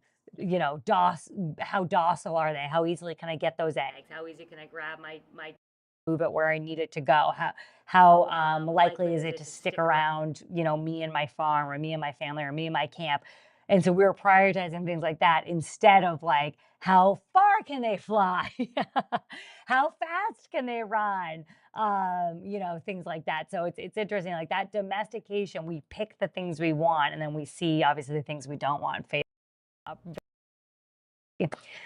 So that was kind of all I had to say about that. Anyone else want to comment on the growth, maturity, and lifespan of chickens? I mean, I don't know if you've ever seen an actual chicken fight, like an organized chicken fight. I have how not. Some of those gentlemen take care of their birds. Okay. You're talking about breeding for different traits at that point. That's a great It's the point. Same A species, little more different. aggression, but also those chickens are very loving. Some of them are very loving and To the very people. loved, and Yes. they form that bond and that connection. Yes. Yes. But it's interesting. It's just interesting. It's like you're talking about how we can breed for different traits with our birds. You know. Yes. Yeah, you're absolutely right. Oh, and then chicken fanciers, they do all these weird, like, what are they? Well, the fancy chickens, silkies. Mm-hmm. Well, there's chicken shows. Yeah. Okay, because I have a book called Fantastic Chickens. Oh. It's beautiful. As And- everyone should. And it's my favorite It's book. beautiful. Great book. Yeah. Great book. The things that they bred for are not the length of tail. Some of those French chickens. Why? Those Yes. French chickens are a little bit extra. I think Yeah, those some like long-tailed they have to ones. be up in a tree to be able to like have the whole tail visible because it will drag on the ground Really? several feet. Oh, I gotta look into this. It's like breeding. It's almost like you tried to breed with a peacock, but you couldn't. But you ended up with those long. Yeah. Yes. Right. Yes, and they have for like American chicken shows. I just found out we got a comment from Sean. Hey Sean. Sean always supports us. Sean, you're the You're dead. best. You are so great. Oh my gosh. I hope I get to see you in here soon. I think I owe you a pH calibration, so let us know. I think you have a faulty pH meter I want to help you with. But anyways, yeah, there's like a common breed standards. There's a book that it's like these that for this breed, you know, the length and shape of the head and the, you know, spacing of the feathers and shape of feathers and all of that. And it's just amazing, the care and love that people put into their chicken breeds. It's awesome. Yeah. Yeah, They put a lot of time it's just wild. Yeah, breeding for the long. you really that really blew your mind. Yeah. And What's the the name silkies. of the breed? Do you know? Oh. This I think it's one of those long-tailed, French ones.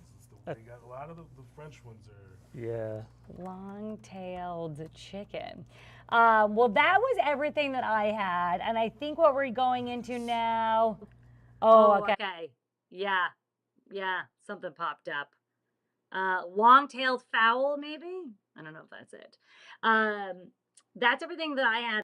I think the last part we're going to do is just a recap and how all this applies to backyard chicken keeping. Do you want to jump in for that, Matt? Sure. Yeah. Okay, cool. Do you want to you can take my spot if you'd like, or? The book is called Extraordinary Chickens. This is the book. I mean, amazing. Look at that hat. Look at Amazing. Like, Just so much. Look at that hat. So much to love. So all of my Do you wanna fancy take my chickens seat? were the first ones to get picked Try off. to because they probably look like they taste the best. They look like and they stand Yeah. out. You know, they stand out amongst the. I have an American on and it's dark gray, and Ah. I've had her for years because she can hide. She's Really? dark. She can hide, you know what I mean? Yes. Versus I had a silky that was bright white and it was a baby, but it was Got grabbed. like that. Would you have hawks mainly or everything? Everything. We have hawks, we have coyotes. And what we kind have of dogs do you foxes, mutt. I got a mutt, and then we have dog visitors every once in a while. So Yeah. I keep them outside, but we have dogs too. So it's Yes. But I found that it's seasonal. I don't really have to worry all summer. But It's in the fall true. or right in the beginning of The winter, I'll get a massacre day. Really? Yeah, because that's the in the fall or the beginning of the winter, I'll get a massacre day. I don't really have to worry too much during the summer, because of the weather. You'll get the errant coyote that's looking for a meal, but as long as people are around or there's a fire on, there's no big deal. You're right. We had our losses early spring. Yeah, Like, early spring. yes. Yeah. Don't even need it. Oh, She's all right. fine You're now. good. We fixed that for whatever reason. Yeah, so I think it's more seasonal. I won't be really getting a lot of kills year round with coyotes and the foxes and things. That's a Hawks, really good point. yeah, aerial attacks. The other thing we realized with foxes, they're crepuscular, which means that they like to hunt at dawn and dusk. Yep. So when we, thank you. So so diurnal is wake and feeding during the day. Okay. People are diurnal. And we're Nocturnal, you may have heard of, is awake and feeding at night, like owls, and crepuscular are awake and feeding, and dawn and dusk deer are crepuscular as well. I know, it's a good word of the day. We should have a word of the day button. So it's really just crepuscular. Crepuscular. around the time that you would be closing your coop up. Yes, around the so time that you'd be letting them out. Don't let them out too early, and you want to close them up. So our one fox loss was I called Sonny, and the whole house got up early Day for fox. some reason. No, it was early morning. I called Sonny in to feed him early at like 6:30 in the morning. I'd let all the chickens out, let the dogs out, and then was like, oh, that's right, I'm going to feed the dog. And I usually feed him outside for breakfast, but I called him in, and that fox was like, yes! I mean, it's the same as when you want to make sure you got food for your babies in the morning, right? Or at night, so we have it for the next day. Yeah, And exactly. it's going to be too hot. I'm not hunting at noon. It's too hot. Exactly. Yep. Yeah, you don't go fishing in the heat. And I guess, your birds, probably like mine, were at noontime, they're hiding too. So Yes. it's an easier catch in the morning. They're fresh awake. They're running to go get water. You're right. They're true. They're drawing more attention versus hunkered down somewhere sunbathing or Right, whatever. right. That's a really good point. Yeah, so chickens are considered hardcore diurnal, but are the wild ones diurnal? Can anyone chat JT that? Or Bill JT will probably know. yeah, Oh, he's in the other room. I know. Our chickens, we'll find out. We'll get We'll back. find out. Is Yeah, anyone we'll out find there know our chickens, wild chickens, crepuscular? Yeah. They sometimes, I remember, like sometimes you'll hear them up and about in the night, but they definitely are settled in. Like the way to get them, for me to get them back in the coop is just wait until it's getting dark. Wait till they put themselves back in the coop. That's pretty much my See? option. So I just I've have to noticed, hang I don't around. know if your roosters do, 'cause I haven't had roosters long enough, but my goose will wait by the front exit or the front entrance Until everyone's until in. everybody's, no, not till I come and lock up. So he'll stay by the door until it's too stands late. guard. Sometimes if it gets late enough, he just goes in.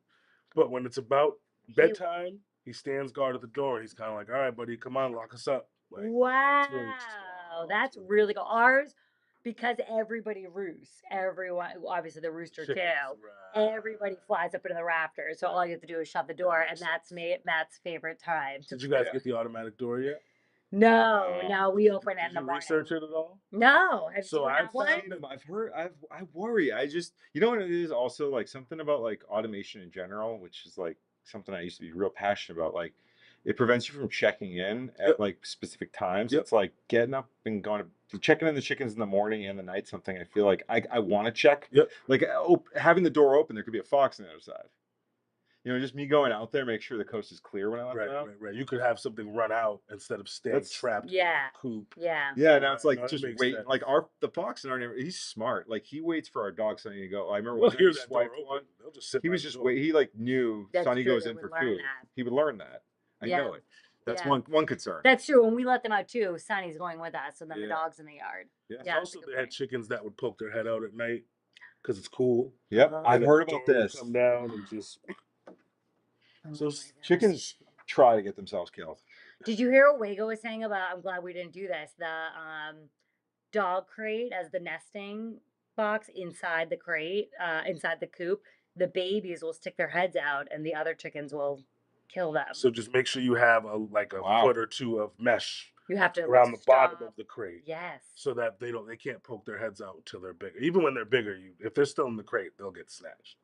Isn't that wild? Yeah. I hadn't thought of that. These guys get bullied a little. They're almost big enough to fend for their own, but Yeah, they can free range with the other ones, but they go to bed in their own yeah, they get their house. own little house. Yeah, because they've got the whole yard to move out of the way. Okay. But if they were in any sort of confined area, they're too small. They would. I spent totally the get entire day hammered. with them pretty much yesterday, at the house, and there was nothing too significant. Like there Right. was never actually like a physical. Like I know you said like Ruby went after. It's funny. The bottom of the pecking order, right, is this one Ruby, and she's the one who's going after those two so 'Cause she's the hard. bottom. She's like, She'll I be don't the want top to be of the their bottom pecking anymore. order. Yep. I got two new ones. Yep. I'm gonna I don't want to lose this position. And if you watch, they give it to him bad.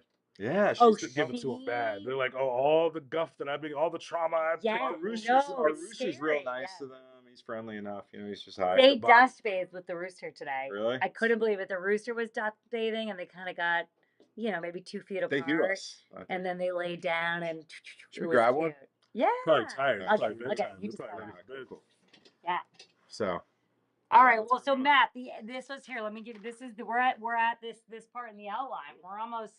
We've done it. Do you guys want to scoot together or get some chicken? Yeah. Let me sit in this orange chair. It's good to be with you, bro. Okay. I missed you, man. Good to see you. Yeah, I haven't talked to you in forever.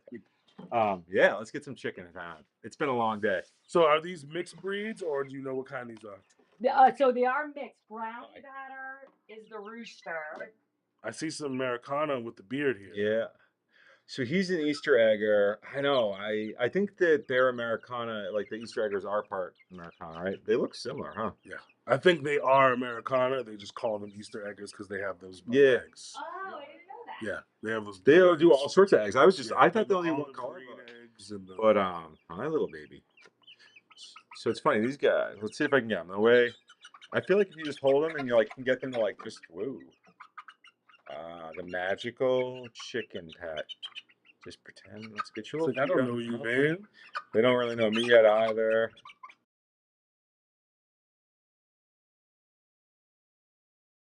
Good.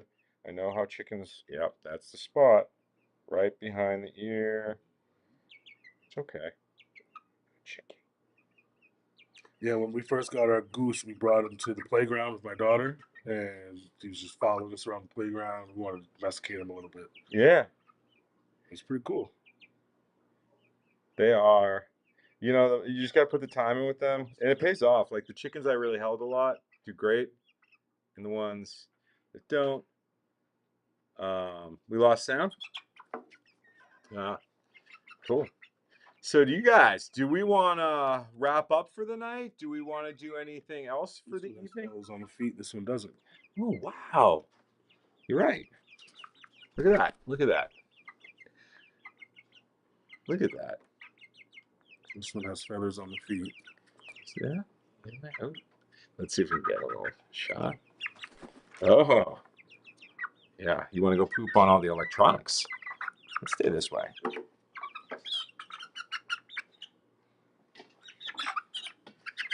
So what do we think? Are these chickens? Please be hens.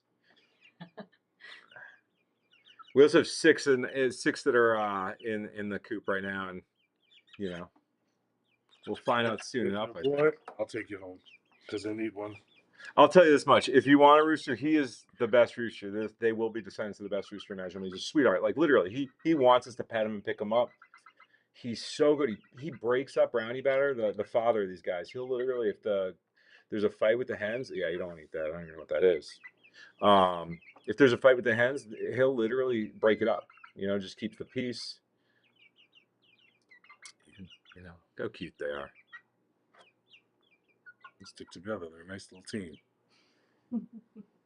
JT, you want to do any follow-ups? You want to do a JT exploration session around here? Yeah, what's going on with the project? All right, I'm going to switch over. So we're going to switch to the iPhone mic, okay? And now... I brought you some scuds. You brought me scuds? Yeah. Yeah. Hell of a true chicken person. Mm-hmm. Have you found that they'll stick together too? That's unbelievable. Yeah. You're so true. You're so right. It makes it so much easier. All right, the last minute gathering, so I just gotta. How's it sounding? Good? Yeah. All right, cool. Yes, dude, I needed scuds. I know. But I don't know what happened to my scud population, and I feel like I see this a lot throughout here. It's like, I poisoned them so you'd be reliant on me. it's so brilliant. Well, I poisoned our vernal pool. Oh, okay. I was gonna ask what happened there. I put angelfish in there. Oh. So Cool. the angelfish we're having, dude, it was pretty nuts. Turn this on. So there was just some aggression going on, and I was worried they were a little overcrowded. And one of them, like, I've never seen anything like his stomach was all ripped up. And there was a spawning pair, one of these guys with the girl, and they were just beating up everyone. So I split them into two little schools. They seem to be pretty happy in here. I will say I saw like a water beetle or something shooting by the other day. Cool. And the other interesting thing, look at the moss, the change in the moss. This has really been blowing my mind ever since we added that vernal pond water in. Like, Yeah. it used to look like everything was coated in this green moss, and I see it It's like dying that- back. It was like kind of that grayish color And this previously. Totally new moss is coming in that I haven't. It looks different now, right? Yeah. It's something different. Like things are shifting. It's so interesting. There's just a whole new microbiology in here that is changing things.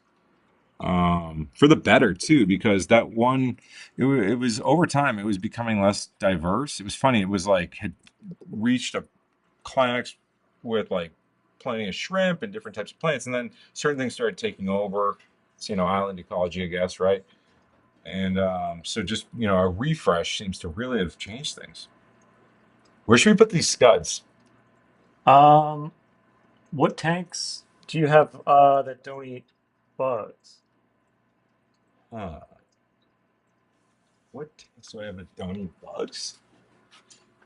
Maybe the pea puffer tank. Kidding. Yeah. They love eating bugs. What about that guy? The original scud tank, but everyone died off. This one, I don't think there's anything in there. Want to distribute them into a few? Yeah. There's also some plants at the top. Sweet. I'll tell you which tanks not to put them in. Okay. I think there are some scud in here. With the shrimp and the crayfish. So maybe in here. I don't know. I think something happened to the scud at one point, but this whole tank, for a period of time, it seemed like life kind of was stopping. And I think I dialed the pH. I brought the pH up a bit. Now there's shrimp starting to come through. So maybe we'll put some back in here. I'd love to get this going again. Cool. We got these plants, like these little floating ones. Ooh, let's put those in. Maybe. You know where we should put some of this in is the pond. Oh yeah, let's do that. Let's do that.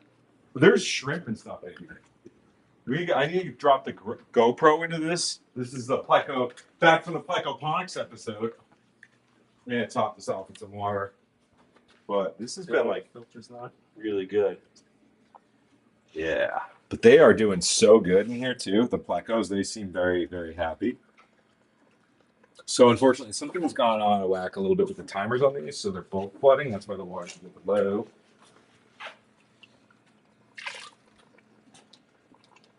Yeah.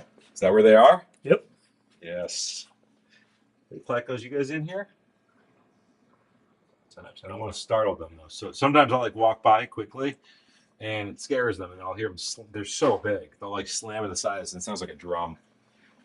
I don't seem too often. Once in a while, they'll start eating at the surface too, which is fun. But check this out. Look at these. Look at these plants. They're just been slowly wow. growing in here. And you want to see? Check this one out. Ready? Look at this. I got to figure out how to position this better. Whoa. There's a lot going on under here, and so I'm gonna try to. Let's see. Maybe we leave that guy like that for now. That comes from over here. So They're doing its thing, grow down their roots. right? And the plecos are like, yep. They seem very happy. I might put at some point some pea puffers in here if they start reproducing, and I think they thrive in there.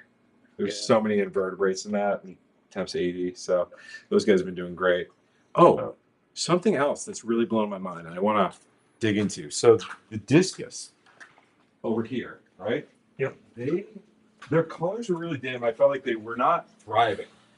And they're getting way brighter. And I added a light. I made it way brighter in here. Mhm. And I swear, they're everything. Oops, sorry guys, I didn't mean to startle you like that. Their colors and their health, like she was just continuously going downhill. I couldn't get her. She's starting to recover. She still doesn't look great, but she's starting to show her reds again. Everyone's looking a lot deeper in color, and their activity seems to have changed. I'm wondering whether they need like a more intense light. Like they benefit from Yeah. it, it seems. Like I was underlighting the fish. And like a day-night cycle to help them sleep at the right cycle. Yeah. But literally, no, the day I turned it on, like Yeah. jacked up the light, I didn't change the light cycle too much. This light's only on. I initially had it on for 12 on, 12 off, but I've shortened it because it's so bright. Yeah, I don't know. But yeah, day night. I had to have a day night cycle though. Okay. It so just the- wasn't bright enough. Yeah. Literally, I think it was just underlit. So this is what it normally. This was about as bright as it was getting before, Mhm. and now I'll show you kind of what it looks like. So it's definitely added up. You know, and they seem pretty happy right now. I thought I wasn't gonna be able to get her to recover, and she's definitely on the right trajectory now. That one right over there, you can see she's darker than the others. Her name's Lorraine. Had her for 3 years. She's an interesting one. One of the challenges with her is she like wants to eat off the surface, and then she also gets like the stomach thing from that, and then all the other fish are eating off the bottom when things fall to the bottom, and she's still just waiting at the surface. Mhm. Her tail got pretty ripped up. It's funny, she's starting to get. This morning I thought she was getting bullied, but now I'm looking over at her and she's back to her normal kind of bullying self, which is good. And so for the last couple of weeks, like I put this slide on about a week ago, and it's really shifted things for her. So, but yeah, I'm happy. Like they're still in like kind of recovery. I think over the next month, I'm expecting them to get healthier and brighter. But for the first time in a while, feel like for a while I was just getting like, I felt like I couldn't figure out what I wasn't doing right. I couldn't get things snapped. I think I've been feeding a lot more like live foods. Red wigglers actually. I've been like really feeding daily, Yeah. and also some blackworms, but those don't go so far with these guys. But yeah, the bright light seems to play a big role for them. They are hard fish. I've been humbled by these guys, but they're also like the coolest and the most unique personalities of fish I've ever dealt with. So yeah, am I boring everyone? Sorry. Yeah. What else is going on? Citrus tent? Citrus tent. I gotta move these guys out. Do you want to take a look at that? Should we Yeah. keep going, guys? So should we look at the citrus Yeah. Exactly. or the greenhouse? Well, the greenhouse we might cut out actually. So Do you want us to go with you? if you guys actually, we shouldn't do the citrus because I think the lights are off now. Or let me check actually. Yeah. Wait. Let me see. Let me know. Come on with us. Yeah. Let's do it.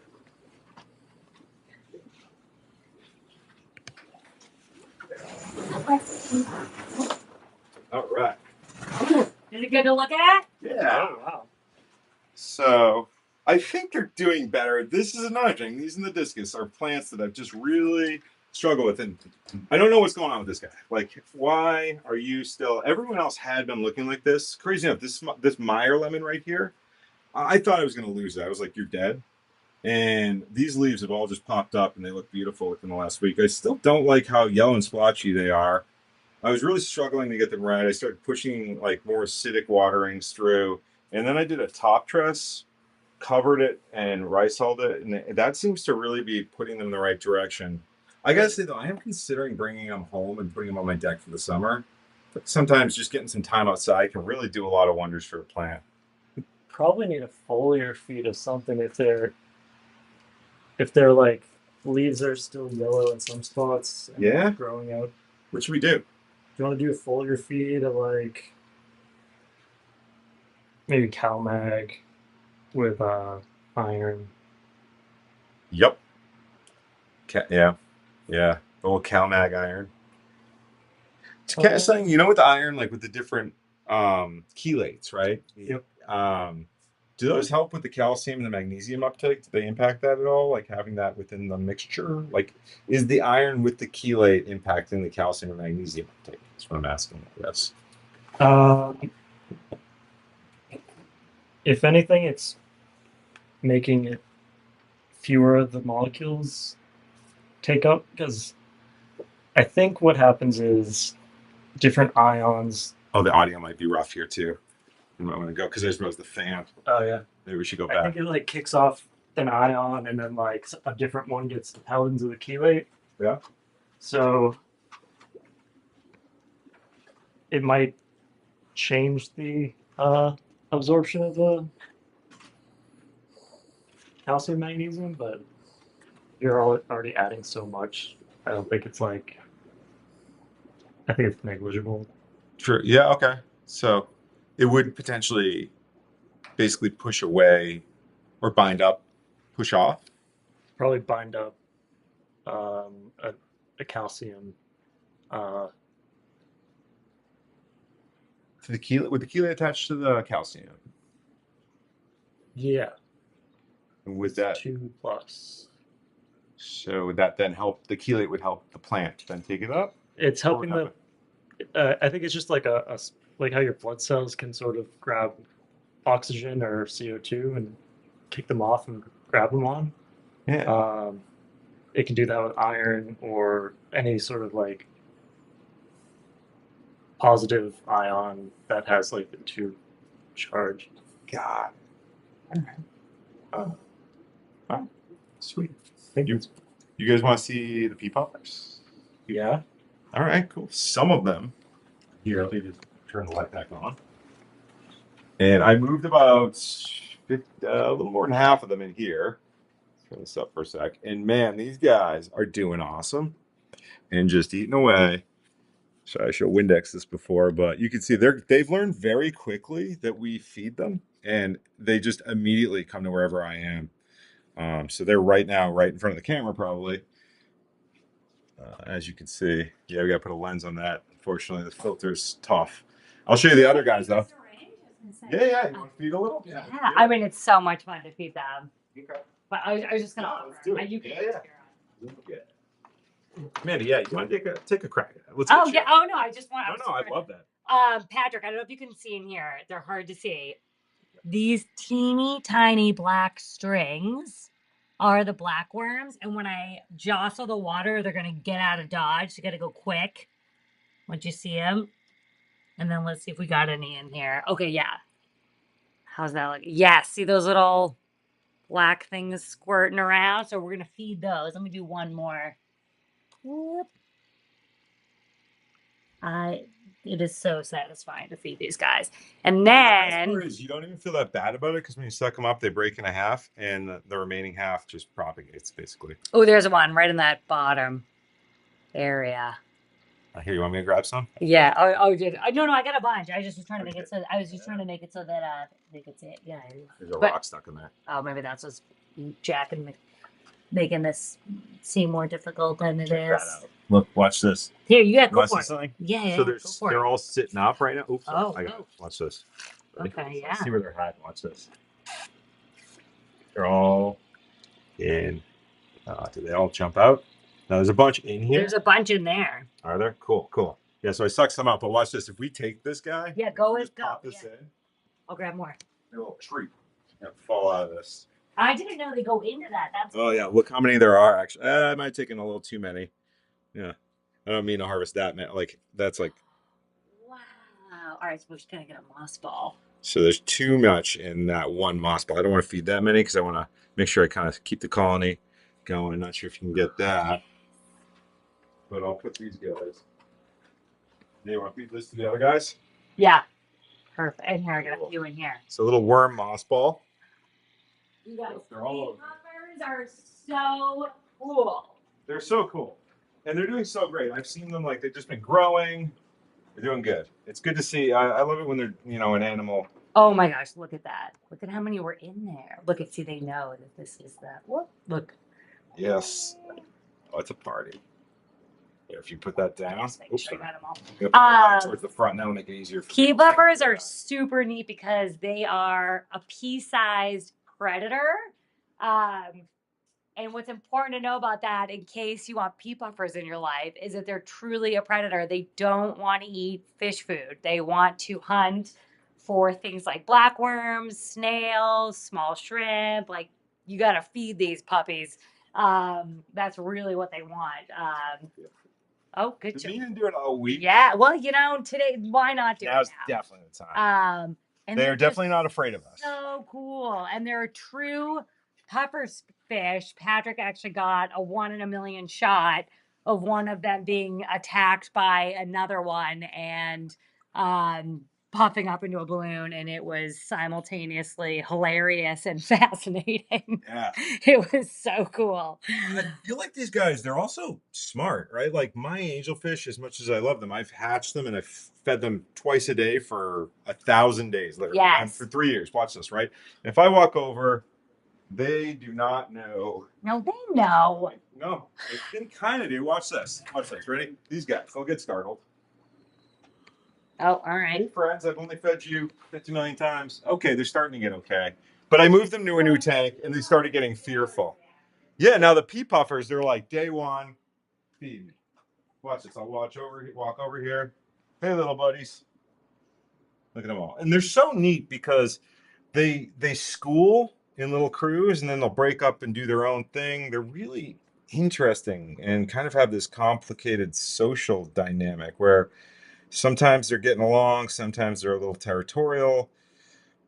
Manny, the term for that is shoaling versus schooling, right? So schooling, it's almost like one big organism, whereas shoaling, they kind of hang in groups, but then kind of break out into their own social kind of breakdowns, which these guys do, as do the angels. So yeah, anything else we want to check out? JT thinks he found a leech in the pond water. I think I found a leech. Yeah, so I don't know if you guys want to show that, but that is very cool. And Yeah, I found one of those earlier. Can I put it on me? What happened? so is it from pond water? Is that what this water's from, Matt? The pond? Gross. So gross. It's that So black Well, blob. you can Yes, feed it. right at the bottom. That's it. Oh, great job. Ah, leech. If you put your finger in, I think it'll eat. Okay, sure.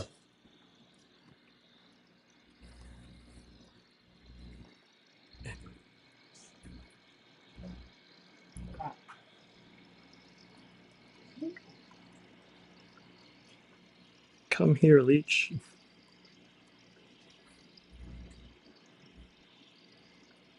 Are you gonna touch the leech? Trying to get it to feed. Eat Wait, me. can you get any diseases from leeches? I feel like I should be the mother here. Yeah. Where are you, Mandy? Oh, he will be the one getting the disease. Yes. Eat it. Eat it. Eat Usually it. I eat watch it. you from home while you guys are planning on doing things like eating things that you shouldn't eat. Oh boy. What happens if you put like a drop of blood in there? Oh gosh. Then you get a taste for human. All right, show it to the camera now that it's out. Is it a leech? Oh You're god. so it's a leech. That is a leech. Leech, bro. That is a leech. Ah! No, don't do that. Oh. Oh, where's this pond water from, Matt? The what? Nowhere. Okay, yeah. The A where? vernal The pond. warehouse. The vernal pond outside the warehouse.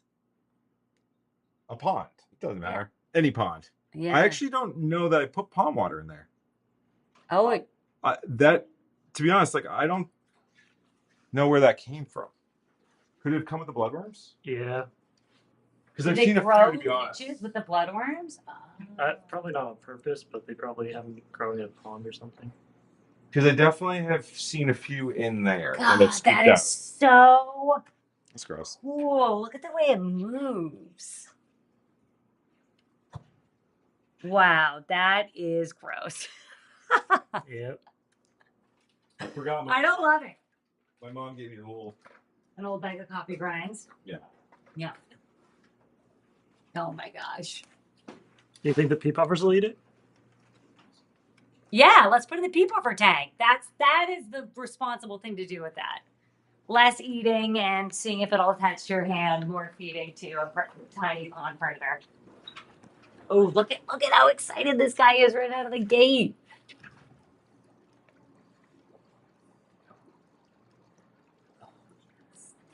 Oh god.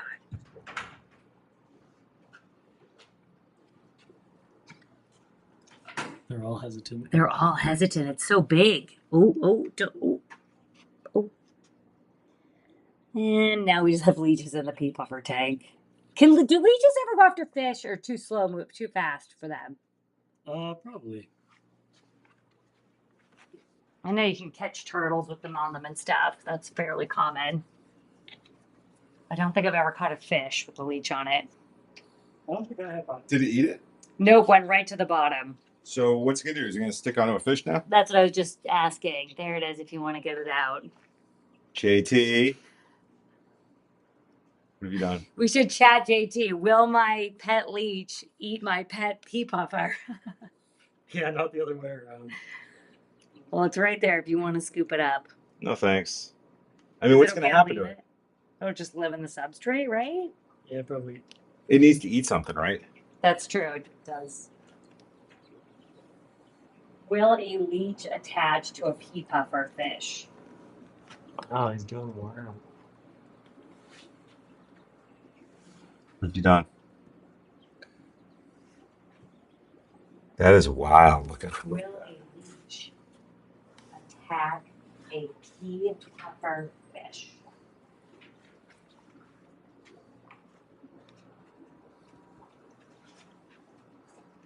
Oh, do you get those long tweezers? Yes, sir.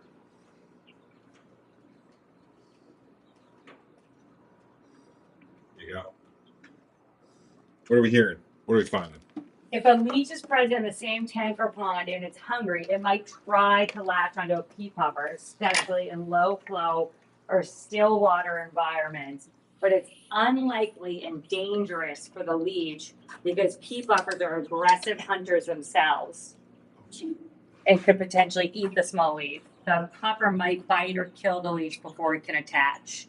Pea puffers are fast and alert and they're not easy targets.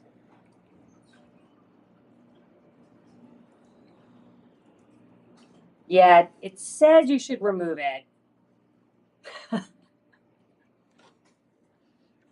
See- Oh, yes. Is that it, JT? Mhm. Oh, you're feeding it to them? Yes. Is that helpful? Should I turn the lights back? Looks good.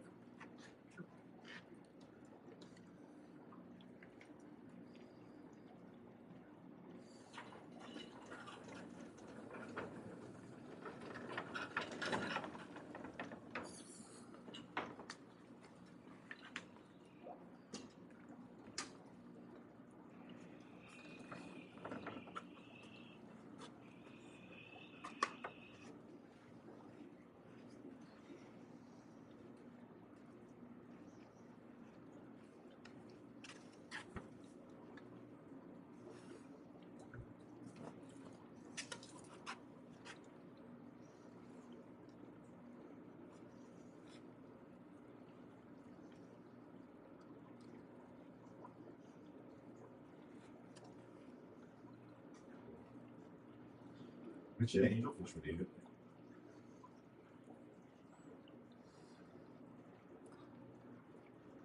Its head is attached to the tongue. So, I mean, it's are just there- exposed there, right? Are there all There's no different- defense. Mhm. I'm surprised they're not going after it. Like more. It's pretty big.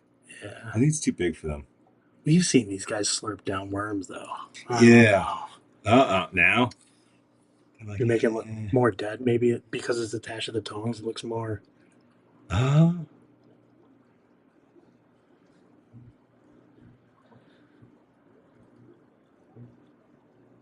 Nothing. One of them took one bite. Really? I saw that. Yeah. Nice. I mean, they got little chompers. They got beaks, right? Let's Mhm. show. They can kind of break stuff pretty. They can do some damage. I mean, pea-sized damage. Damage nonetheless, Yeah. respectively speaking. What about that? Yeah, right? The cichlid back there. What's he up to? Wow. Look at that. Oh, that is a big. Uh-oh.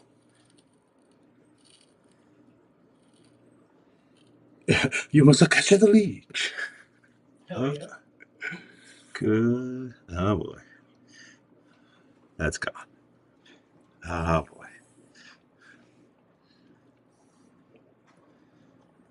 Yeah.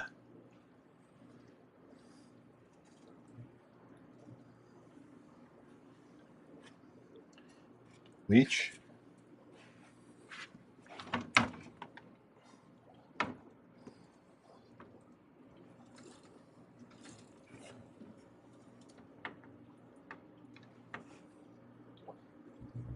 Get the leech?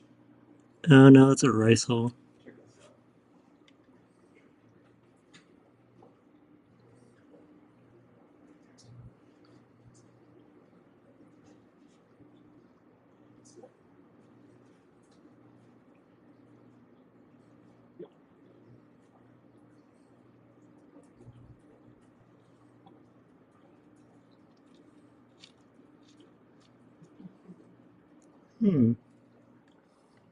They must have eaten it already.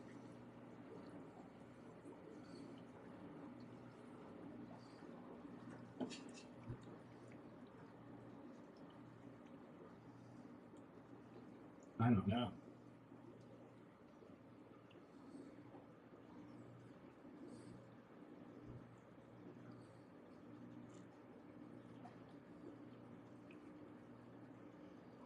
He's hiding too well.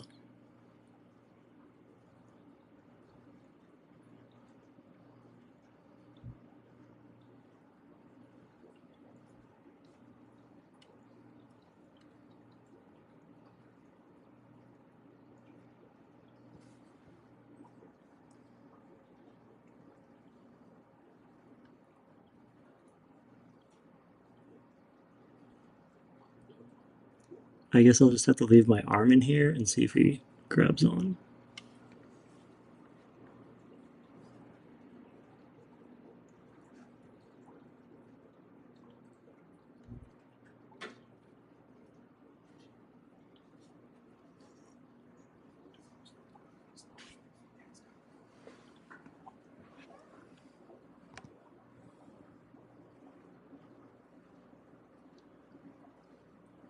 It's okay, JT. It's okay. Okay. It's going to add to the biodiversity. Chat JT doesn't recommend leaving it in. I don't know if. Well, I don't think it's an option anymore. Life finds a way. Life finds a way. Yeah, life finds a way. And now that I remember, I believe I found a leech earlier and put it in there. If I'm 100% honest. So it was a smaller leech. It wasn't big like that. It was like, it's funny. It was like barely bigger than bloodworm. I was like, what is this? Is this like a leech? It was kind of yellow though. Are there a lot of different? Manny, can you look up chat? Ask ChatJT how many species of pea puffers are there? And can you make a comment on that, Andrew? Just post that up. How many species of leeches are there? I'm curious. You said pea poppers. Yeah. Okay. No, I'm sorry. Leeches. All right, there's 4 species of pea poppers. What? Wait, there's 4 species of pea puffers. And 1 true pea popper species. So there are 4 recognized species of pea puffers, also known as dwarf puffers. There's only 1 true pea puffer species. I did not know that. Yeah. I'm going to try to find another leech. You want to say that again? All right, there are approximately 700 to 1,000 recognized species of leeches worldwide, depending on how narrowly scientists define certain groups. Wowzers. There's the jawless leeches, the jawed leeches, and the crayfish worms are your 3 major categories. Gross. So gross. I'll take jawless leeches for 1,000. Wait, I'm wondering about the moray eels. Does that kind of fall into it? Because that has a double jaw. So Oh, I don't know if there's it bites you twice. yeah. One to hold. There are 38 to 40 recognized species of lampreys. They're jawless, eel-like vertebrates and fall into 2 categories: parasitic lampreys and non-parasitic lampreys. Kaboom! Any other brain busters? Chat, JT and I are on it. Yeah. Okay. How many lamprey bites could one JT survive? The answer is 1 because then you would be upset and say, I don't want to do that again.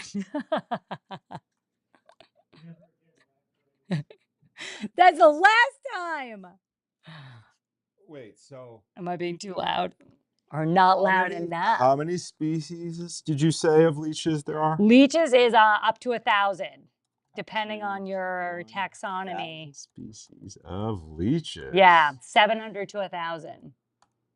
That's nuts. Yeah, That's nuts. zero. They're all beautiful. Leeches. Oh, not leech. Oh, yes. Which type of leech is used in modern medicine? The European medicinal leech. It's a jawed leech, and its feeding style is blood-sucking. Yikes. It is now bred commercially worldwide, but it's originally from Europe. It improves venous blood flow in reattached body parts, for example, fingers or ears, and reduces venous congestion by drawing blood and injecting anticoagulants, which is a fancy way of saying removing blood clots by sucking them through and providing anticoagulants that discourages them. Wow. They also have hyalurodin, an enzyme in their saliva, which is that anticoagulant to prevent clotting. Gross. Ew. So earlier you were talking, I'd love to get some camera. Can you get camera actually on the pea puffers? I want to try some. All right, he's going back to the pea puffers.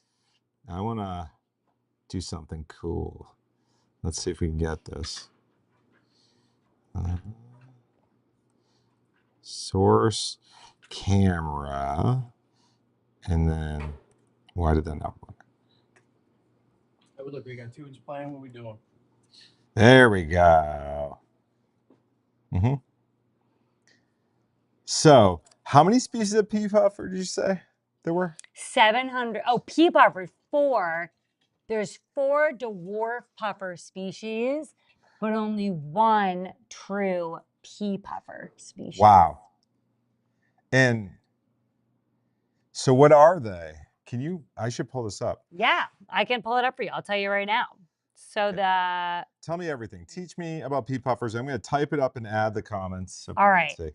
All right, so the common name is pea puffer, dwarf puffer, or Malabar puffer. Okay. They're all about 1 inch in size. Yep. They're from the freshwater streams and rivers of southern India. Wow. And they're the only true freshwater pea puffer kept in aquariums. So that's what we have. Okay. Then the other 3 species, which is very small and looks similar, but is not actually a pea puffer, it's a dwarf puffer, Okay. is the imitator puffer, imitator, imitator puffer.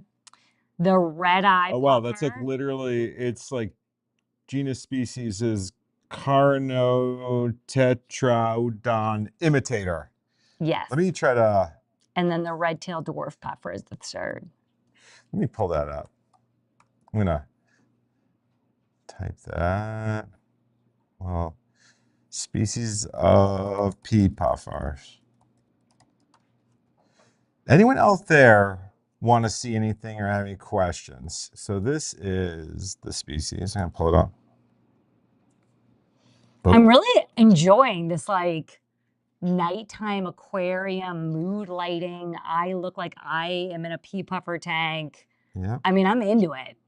Yep. We look great. It looks awesome. I mean, I think this might be my new vibe. Lights off, aquarium, lighting only. Yeah, and for all my work. Some chill. Oh, you had some beats? I mean, it's over. This is my new life. This is how I live. Yep. Just chill and relax. Oh my God, look at those little babies behind our heads. They're so cute. Mm-hmm. Nice shots there. You know, they are a schooling fish, right? They are. Yeah, so. Well, no, you tell me. I was bringing it up earlier. Yeah. Well, I was going to say, does anyone know the difference between schooling and shoaling fish? because if you don't, I'm about to tell you. So schooling fish want to live in groups for protection and safety and socialization. But shoaling fish actually have coordinated movements based on the movements of other fish that are in their school or in their shoal. So that's when you see like minnows, you know, they all turn at the same time and they all dart at the same time and they ball up. It's this very intricate, coordinated movements based on each other. Whereas schooling fish, like, yeah, they're hanging out, but nobody's all turning left at the same time. Cool. I am messing around with the sound. I don't know if people can hear the music in the background, but it should be not too loud. I mean, I can't, but is it It's cool? not. It's, And you've got the headphones on, you look very happy. it's not cool. We're hearing it's not cool. Does it sound terrible? Sounds great. I'm just waiting for the beats. Oh, it's not playing even. So one of the hard things is I could Okay. hear it. Bit of a delay. Well, not only that, I've had it too quiet probably because I've been running it for 1:43. I just turned it up. Okay. Can you hear? Yeah, it's tricky because I'm hearing it play through the radio. Too high in those. And then again, I got to figure this stuff out. Oh, it sounds perfect in his. Okay, good. Part of the show is not only the joy of learning about science and animals and gardening, but it's the joy of watching us learn how to host a live stream. I mean, you should. It's I'll take a hit. I want a little sound. good. Upbeat. Royalty free. Oh. Yeah. Well, on that night, it's been fun, guys. Should we wrap up? We should wrap it up. We're having too much fun. Or we just hang out here and listen to music with people. I gotta get those kiddos. Yeah, you do. Yeah. Oh, it's 9. All right. We're adults. You guys, this has Maniacs. been so much fun, and I am so excited to talk chickens and all of the other fun things that are happening here at Gardin. Thank you as always for joining us and hanging out with us on a Friday night. Please comment with ideas for shows. We are pretty much open to anything as long as it involves learning together. We're pretty much down to do it.